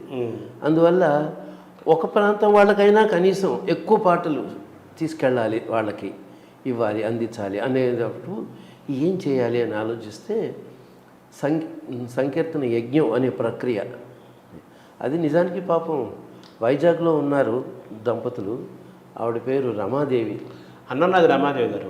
అన్నంరాజు అది గుర్తు. వాళ్ళే సౌందర్యలహరి వాళ్ళ రమాదేవి వాళ్ళ సౌందర్యలహరితో కూడా లింక్ ఉందేమో.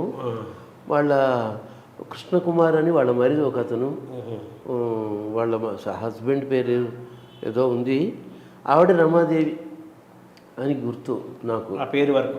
అక్కడ వాళ్ళ సంస్థ పేరు ఇప్పుడు మర్చిపోయాను నేను, కొంచెం మరపు వస్తుంది ఇప్పుడు. వాళ్ళు వాళ్ళకి పాడే మొట్టమొదటి సంకీర్తన యజ్ఞం 1997లో. ఆ తర్వాత విజయవాడలో చేశాను. అంటే 7 రోజులు రోజుకు 30 పాటలు యావరేజ్గా. ఓ రోజు 32, ఓ రోజు 33, ఓ రోజు 29 యావరేజ్ అలా ఉంటాయి. యావరేజ్గా 30 పాటలు. 7 రోజులకి ఎన్ని అయినాయి? 7:30. 7 3 21, 210 పాటలు అలా పాడి. అలాంటి సంకీర్తన యజ్ఞాలు నేను 8 చేశాను. 8 సంకీర్తన యజ్ఞాలలో 2 పర్టికులర్గా 2 యజ్ఞాలు తిరుపతిలోనే 300 పాటలతో చేశాను. ఎన్ని రోజులు సార్ అది? 12 రోజులు. 12 రోజులు 300. 2 సార్లు చేశాను అలాంటి యజ్ఞాలు. అంటే 300 + 300 600 కీర్తనలు వినిపించినట్టు. అంటే కొన్ని కామన్గా వచ్చే ఉంటాయి, రిపీట్ అవుతాయి. కొన్ని కామన్గా వచ్చే ఉంటాయి, కొన్ని కొత్త యాడ్ అవుతూ ఉంటాయి ఎప్పటికప్పుడు. ఎందుకంటే ఏడాది కోటి 2 ఏళ్ళ కోటి అలా పాడుతూ ఉన్నాను కదా. విజయవాడలో 3 సంకీర్తన యజ్ఞాలు చేశారు, హైదరాబాద్లో 3 సంకీర్తన యజ్ఞాలు చేశాను. అప్పుడు ఏమైంది, రెండు ఎన్నో, హైదరాబాద్లో 2 కాబోలు, విజయవాడలో 3 చేశాను. 3, 2, 5 ప్లస్ అక్కడ వైజాగ్లో 1, తిరుపతిలో 2, 8 సంకీర్తన యజ్ఞాలు చేశాను. 8 సంకీర్తన యజ్ఞాలు యావరేజ్ లెక్క వేసి కూడా కొన్ని రిపీట్ అయినప్పటికీ కూడా ఒక 1000 కీర్తనలు వినిపించినట్టు లేదు, 500 ఉంటాయి. రిపీట్లు ఉంటాయి. రిపీట్లు ఉంటాయిగా, పాపులర్గా ఉన్నవి. అవి ప్రాక్టీస్ చేసి ఉంటారు, అవి జనం అడుగుతారు కూడా. అంత ప్రొలాంగ్డ్ ప్రోగ్రామ్ పాడినప్పుడు వాళ్ళకి నచ్చినవి అందులో కవర్ అవ్వకపోతే మరి కష్టం కదా. అడుగుతారు. ఈ సంకీర్తన యజ్ఞం విశాఖపట్నంలోనే ప్రారంభమైనట్టు చెప్పాలా? ప్రారంభం విశాఖపట్నంలో అయింది. తర్వాత లక్ష గళార్చన కూడా, అన్నమయ్య లక్ష గళార్చన కూడా అందులో మీ లక్ష గళార్చన విశేషం ఏమిటంటే 1,00,000 మంది గొంతులలోంచి ఒక్కసారిగా నా పాట వింటూ వాళ్ళు నాతో పాటు గానం చేసి నోరారా ఒక 7 సంకీర్తనలు వాళ్ళు పాడడం అనేది, ఆ పాడిన అనుభూతి, వాళ్ళు ఆ పారవస్యం పొందడం అనేది ఆ కాన్సెప్ట్. అన్నమయ్య కీర్తన. అప్పటికి సంకీర్తన అదే సప్తగిరి సంకీర్తనలు అని ఒక 7 కీర్తనలు వాళ్ళు టీటీడీ వాళ్ళు ఎన్నుకుని, ఎవరు ట్యూన్ మార్చకుండా ప్రపంచం మొత్తంలో ఈ పర్టికులర్ పాటలన్నా అట్లీస్ట్ అవే ట్యూన్లు పాడాలి అని Thyagaraja on par with Thyagaraja పంచరత్నాలని వాళ్ళు అన్నారు. ఆ మాట వాళ్ళు వాడారు. అలా ప్రయత్నం చేశారు.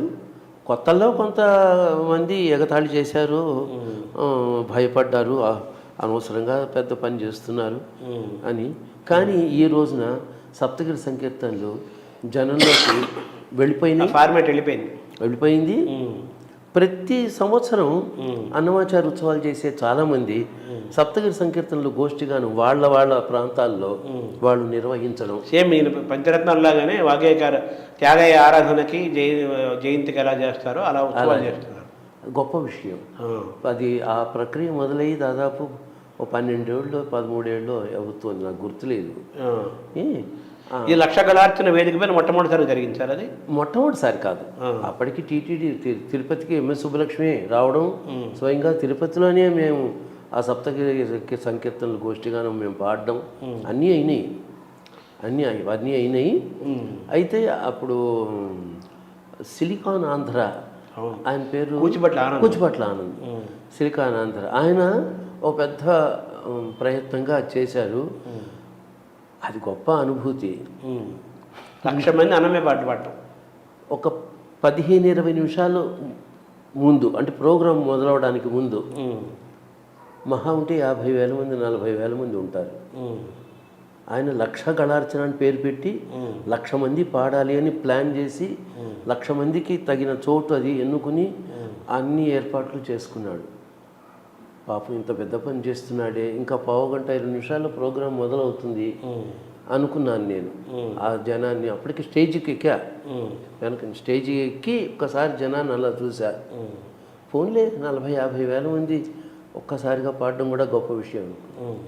సరే, తర్వాత తెర వేశారు, నేను వెనక్కి వచ్చాను, శృతులు చేసుకున్నాం, పక్క వాయిద్యాలు. మేము పాడడానికి కూర్చునేటప్పటికండి ఫుల్ నిండిపోయి ఎక్కడెక్కడెక్కడెక్కడో నిలబడి ఉన్నారు. తర్వాత మాకు వచ్చిన రిపోర్ట్స్ ఏంటంటే 1,25,000 మంది పాడారు. అంటే తర్వాత 15-20 నిమిషాల్లో 1,00,000 మంది కాగా ఇంకా ఎక్కువ కూడా వచ్చారు.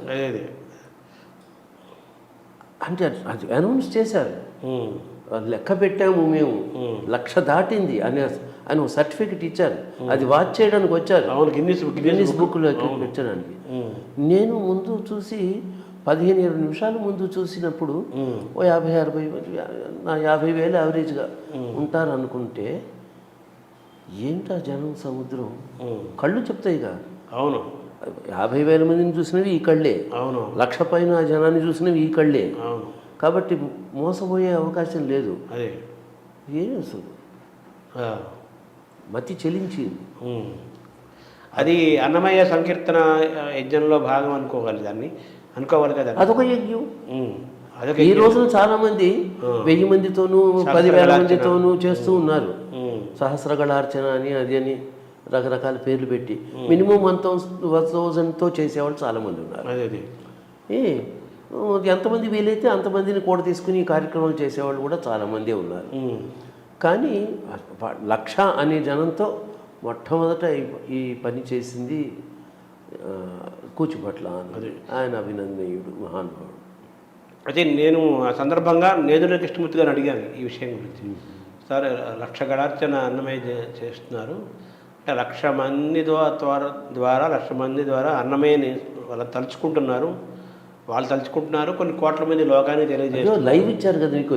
చాలా దేశాల్లో, అన్ని ఛానల్స్ ఇచ్చారు, చాలా దేశాల్లో లైవ్ వెళ్ళింది. అదే మన ఇండియాలో నాకు తెలిసి 7-8 స్టేట్స్ కవర్ చేశారని విన్నా నేను. అది నాట్ ఓన్లీ తెలుగు.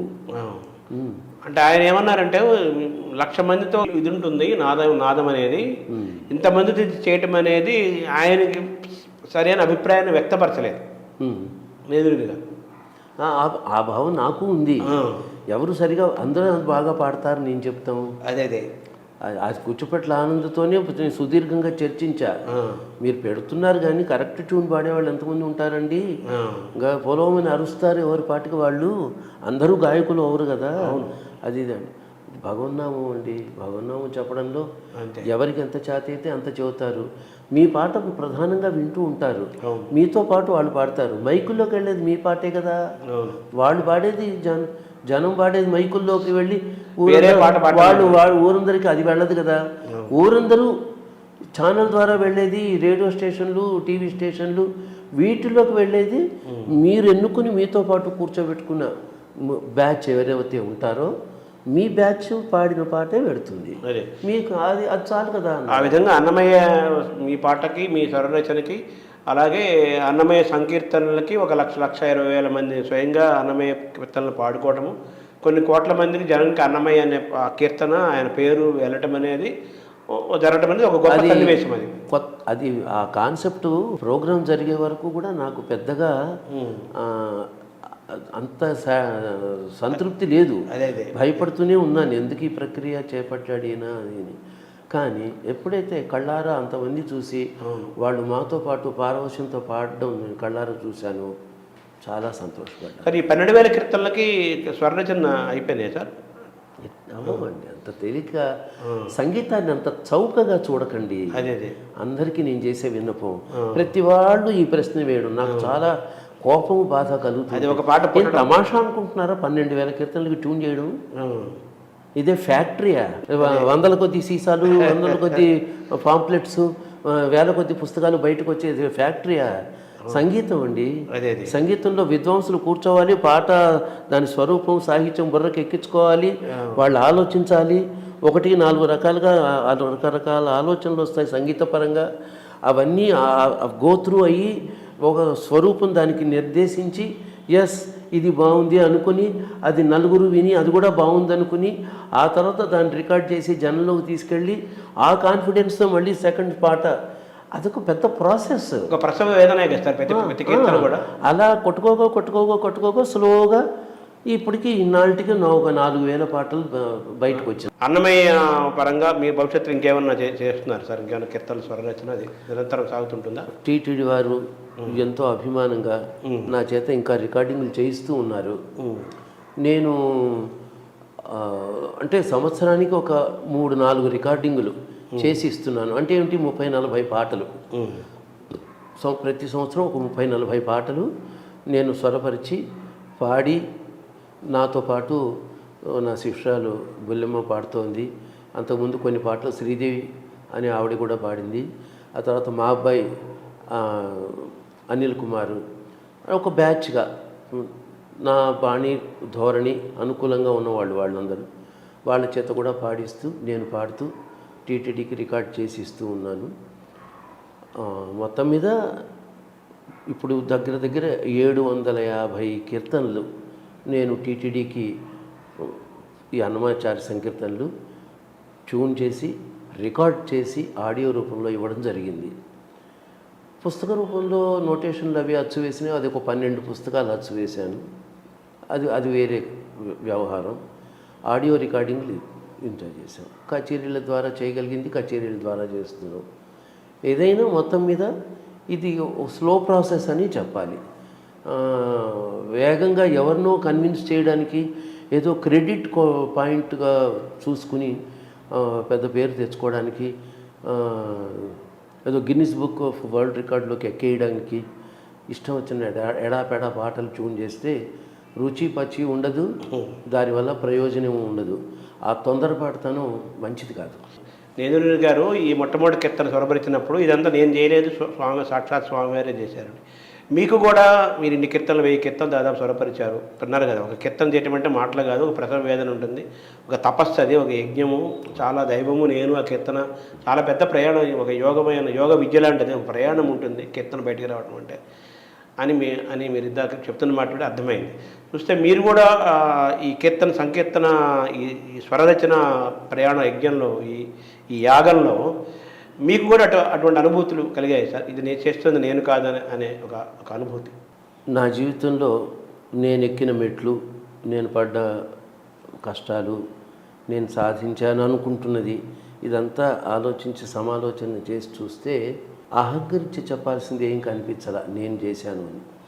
భగవంతుడి దయతో అన్నమయ్య నిజంగా నాలో ఉండి చేయిస్తే చేశాననే అనుకుంటున్నాను. ఇది ఎవరు ఎలా అర్థం చేసుకున్నా నాకేం సంబంధం లేదు, నాకు బాధ లేదు. ఎందుకంటే నేను చేసిన పాటలలో పలికిన అనేక పలుకులు, అనేక స్ట్రక్చర్స్, ఆ మ్యూజికల్ స్ట్రక్చర్స్ బాగా అర్థం చేసుకుంటూ చూస్తే అవి నాకు కావు అనిపిస్తుంది. ఆ అన్నమయ్యే స్ఫురింపజేస్తే ఆయన సంకల్పంతోనే నేను అవి పాడగలిగాను, చేయగలిగాను. పూర్తిగా నా ప్రజ్ఞ అని నేను చెప్పడానికి నేను సాహసించను, సత్యం. ఇన్ని కలిగిన మీ ప్రయాణంలో మీ ప్రయాణాన్ని, మీ ఎదుగుదలని మీ తల్లిదండ్రులు గమనించారా, చూశారా సార్? మా నాన్నగారు పాపం ఎక్కువ చూడలేకపోయినారండి. ఎందుకంటే మా నాన్నగారు 40 ఏళ్ల క్రితం చనిపోయారు. అప్పుడు నేను అన్నమాచార్య ప్రాజెక్టులో చేరిన కొత్తలు. అయితే కొత్తల్లో నేను చేసిన జయలక్ష్మి వరలక్ష్మి, మంగామణి హనుమంత, వినరో భాగ్యం, విష్ణు కథ, అలాంటి పాటలు బాగా విన్నారు, ఆస్వాదించిన. నా కొడుకు బాగా స్వరపరిచాడు, బాగా పాడుతున్నాడని ఒక ఆనందాన్ని పొందారు మా అనుభవుడు. ఆ తర్వాత వారు పరమపదించారు. మా అమ్మ ఒక 20 ఏళ్ళు అవుతోంది దగ్గర ఆవిడపోయి. ఆ 20 ఏళ్ల క్రితం వరకు నేను చేసినవన్నీ చక్కగా ఆస్వాదించారు. జనం అందరూ నన్ను బాగా ఆత్మీయంగా భావించి తలకెత్తుకుని నన్ను పొగుడుతూ ఉంటే అవన్నీ విని మా అమ్మ చాలా సంతోషపడ్డారు. ప్రయోజకుడైనాడు అన్నమయ్య పాట వల్ల ఈ గుర్తింపు వచ్చింది. వెంకటేశ్వరుడు అనుగ్రహం, అన్నమయ్య పాట లాంటి అపురూపమైనటువంటి సాహిత్యం నా కొడుకు నోట్లో పడి తను పాడుతూ ఉంటే ఇంతమంది అవును ఇలాగే ఉండాలి ఈ పాట అని ఆస్వాదించి ఆశీర్వదిస్తున్నారు అన్న ఆ భావం పూర్తిగా తను అనుభవించి ప్రకటించి సంతృప్తి చెంది ఆ అనుభవంతోనే స్వర్గస్థులైన మా అమ్మ. వెంకటేశ్వర స్వామితో పాటు మీ ఇష్టదైవం అంటే ఆంజనేయ స్వామి అని కూడా చెప్పాలి. అది కూడా నాకు చాలా చిన్నప్పటి నుంచి ఒక ప్రత్యేకమైన అభిరుచి. ఆ హనుమంతుడు నామం పలకడం కానీ స్తోత్రం చేయడం కానీ నాకు చాలా ఇష్టమైన పని. ఆయన ఒక సందర్భంలో నా గొంతు ఇక నేను పాడలేనేమో అనుకుని అయిపోయింది నా జీవితం గాయకుడిగా అని నిర్ధారణకు వచ్చేసిన సందర్భంలో హనుమంతుడికి మొక్కిన మొక్కు నా చేత ఆంజనేయ కృతిమణిమాల అని 21 కీర్తనలు నా చేత రాయించి నేనే సొంత కీర్తనలు రాసి వాటి సంగీతం సమకూర్చి పుస్తకంగా అచ్చువేసి నేనే ఆ పరిస్థితిలో ఆ పాడలేని స్టేజ్లోనే ఆ కీర్తనలన్నీ పాడి 2 క్యాసెట్స్గా రిలీజ్ చేసి అవన్నీ గొప్ప అనుభూతి. అంటే మీ జీవితంలో హనుమంతుడి పాత్ర చాలా పెద్దది ఉందండి. హనుమంతుడు ఆశీర్వదించి సహకరించి నా చేత స్వరపరిచి పాడించకపోతే నేను లేను. మీ వారసత్వం మీ అబ్బాయి ద్వారా కొనసాగుతున్నట్టుగా భావించారా? మా చిన్నబ్బాయి చక్కగా పాడుతున్నాడు. అందరూ మీలాంటి పెద్దలు ఆశీర్వాదం చేసి వాడిని ప్రోత్సహిస్తూ ఉన్నారు. అది చాలా సంతోషం. నేను ఈ జన్మెత్తినందుకు నేను భగవంతుడికి నేను కృతజ్ఞతలు చెప్పాలి అలాంటి బిడ్డను నాకు ఇచ్చినందుకు. కాబట్టి నా కొడుకు ద్వారా నాకు పూర్తి ఆనందం, ఇది తృప్తి నేను పొందుతూ ఉన్నాను. మీ తల్లిదండ్రులు 2 కుటుంబాల నుంచి వచ్చిన సహజంగా వచ్చిన సంగీత వారసత్వం అనేది కొనసాగుతూనే ఉండడం అనేది మీకు ఎక్కువ ఆనందాన్ని ఇచ్చే అంశం. దేవుడి దయ వల్ల నా మనవరాళ్ళకు కూడా పాట ఇష్టం. నా 2 కోడళ్ళు పాటని బాగా ఆస్వాదించేవాళ్ళే. సో నా చిన్న కొడుకు బాగా పాడతాడు. పెద్ద కొడుకు కూడా వాడు పైకి పాడకపోయినా చిన్నప్పుడు పాడేవాడు. వాడికి పాటలో ఉన్న మర్మం, పద్ధతి, పాటని వినాల్సిన విధానం, వాటిలో ఉన్న విశేషాంశాలను గుర్తించే స్థాయి అవన్నీ ఉన్నాయి పెద్ద అబ్బాయికి. వాడు స్వయంగా పాడు, వాడి కుదరదు, ఆయన ఆ ప్రయాణం చేయలేకపోయినాడు వాడు. ఓ పవనాత్మజ ఓ ఘనుడా, ఓ పవనాత్మజ ఓ ఘనుడా, బాపు బాపనగా పరగితిగా ఓ పవనాత్మజ ఓ ఘనుడా, బాపు బాపనగా పరగితిగా ఓ పవనాత్మజ ఓ ఘనుడా, ఓ ఘనుడా, ఓ హనుమంతుడ ఉదయాచల నిర్వాహక నిజ సర్వప్రబలా,